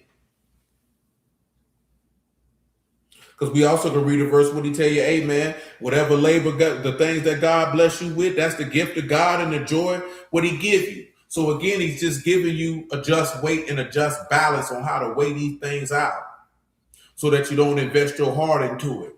Like it says in Psalm 62, if riches increase, don't set your heart on them, but keep your heart with God. That's the point that he's trying to communicate. Nevertheless, verse 13 of Ecclesiastes 5. There's a sore evil which I've seen under the sun, namely riches kept for the owners thereof to their hurt. We already read that Wednesday when we was reading in 1 Timothy 6 about many people who seek riches get drowned in many hurtful and foolish lusts. But those riches perish by evil travail. He begat a son, there's nothing in his hand. Listen. By some unfortunate trouble, them riches can go away and your son don't get nothing. My God, today.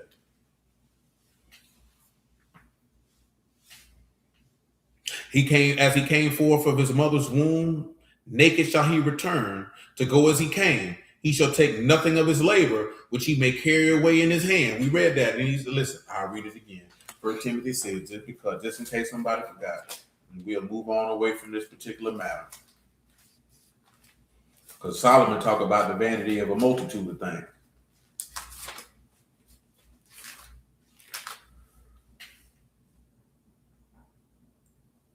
My God, today.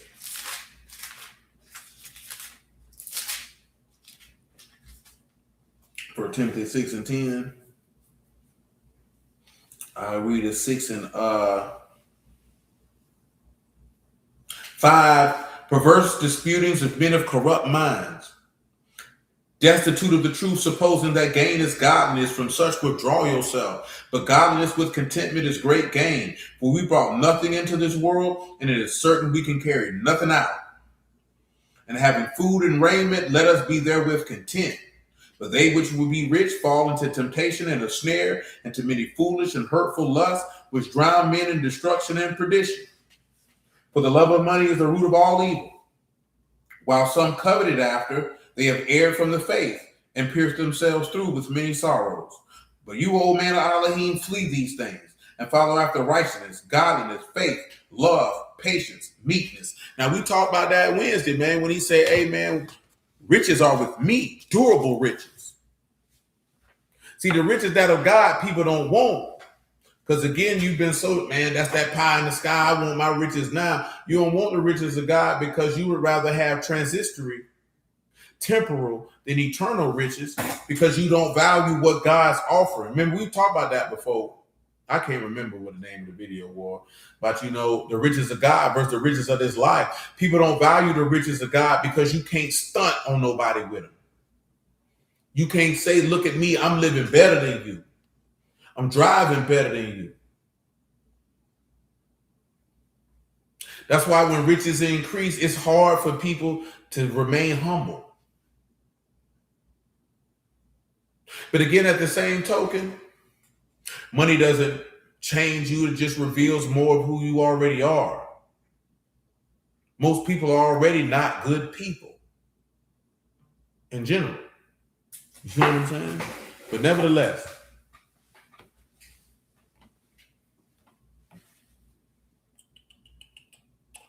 verse 15,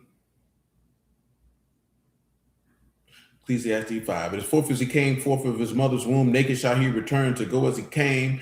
He shall take nothing of his labor which he may carry in his hand. This is also a sore evil, that in all points as he came, he shall go. And what profit have he that have labored for the wind? All his days also he eat in darkness. He have much sorrow and wrath with his sickness. Behold, I have seen it is good and comely for one to eat and drink and enjoy the good of his labor, which you saw Yahushua do on Passover, and that he take under the sun all the days of his life, which Elohim given, for it is his portion. Every man also to whom Elohim have given riches and wealth, and have given him power to eat thereof, and to take his portion and rejoice in his labor, this is the gift of Elohim. So listen, we referenced Proverbs 8 that he gave you durable riches, and he said there's a man that have great riches yet have nothing, and there's a man who have nothing yet have great riches. Proverbs 13:7, and it said Yahushua have made us rich, that through his poverty we might be made rich. 2 Corinthians 8:9. Let me read it off the paper. I'm already in the epistles, so come over here to 2 Corinthians 8:9.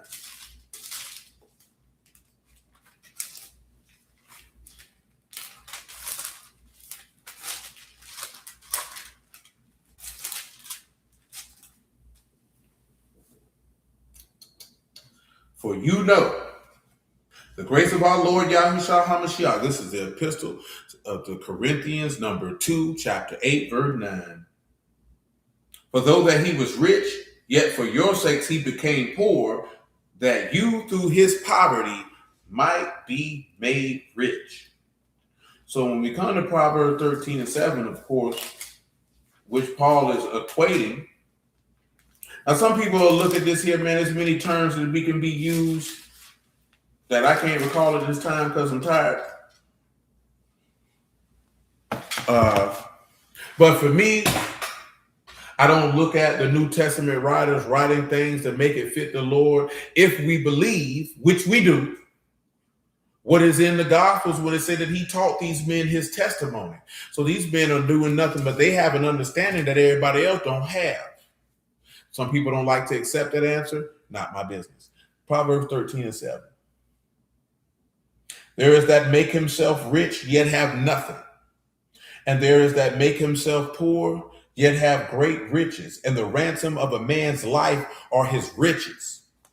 Listen, he said there's a man that have make himself poor, yet have great riches. You just heard how I told you that we know Yahushua HaMashiach made himself poor. Through his poverty, we became rich. Well, how did you become rich? Because of the ransom of his life. Because he did not come to be served, but to serve and to make his life a ransom for many. So when you see him say, every man also to whom have given riches and wealth, and have given him the power to eat thereof, and to take his portion and rejoice in his labor, this is the gift of Elohim. You can see where the sacrifice of Mashiach is made plain. I'm going to read 2 Corinthians 8:9 one more time.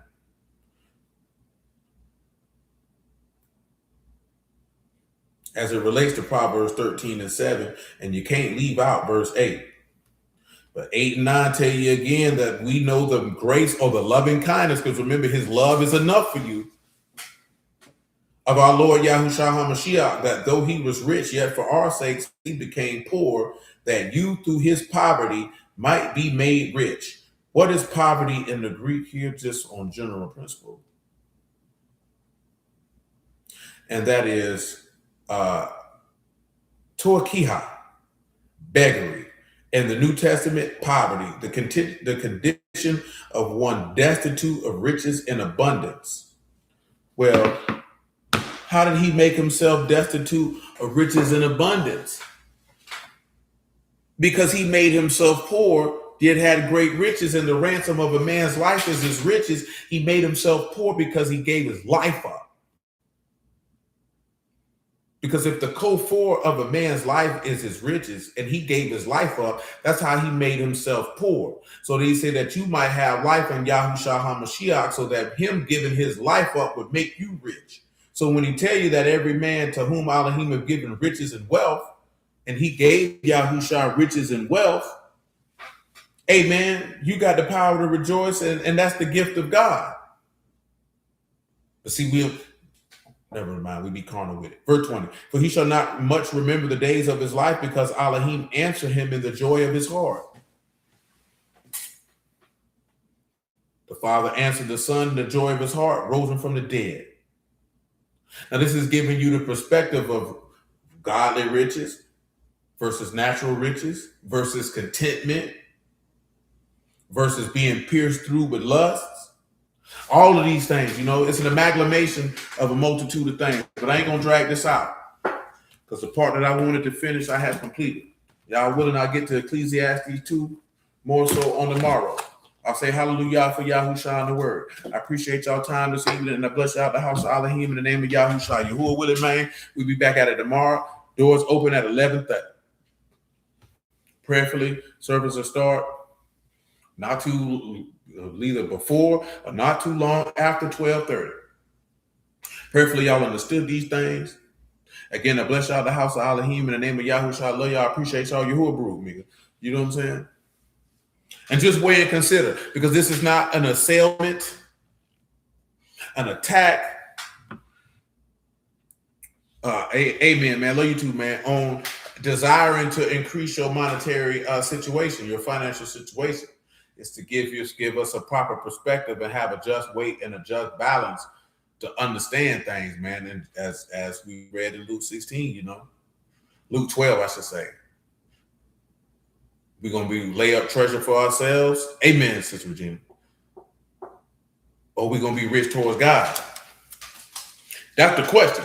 You know what I'm saying? Because again, I preface certain things by saying people who don't believe in the text, hey, that's their business. But if you say this is what you stand on, this is what you believe in, this is what you banking on, you have to understand these things, weigh them out and consider them. And after that, you can do what you will. You know what I'm talking about? Praise your voice, Sister Regina.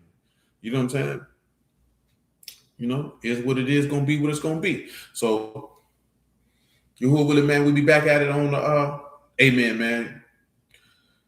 One love, brother. Yahuwah brood. So, hey, listen. Because we're just talking about when you can see the emptiness, and then, of course, that it can vex your spirit. I didn't read vexation, what it means in Hebrew, and I didn't. That's a large omission.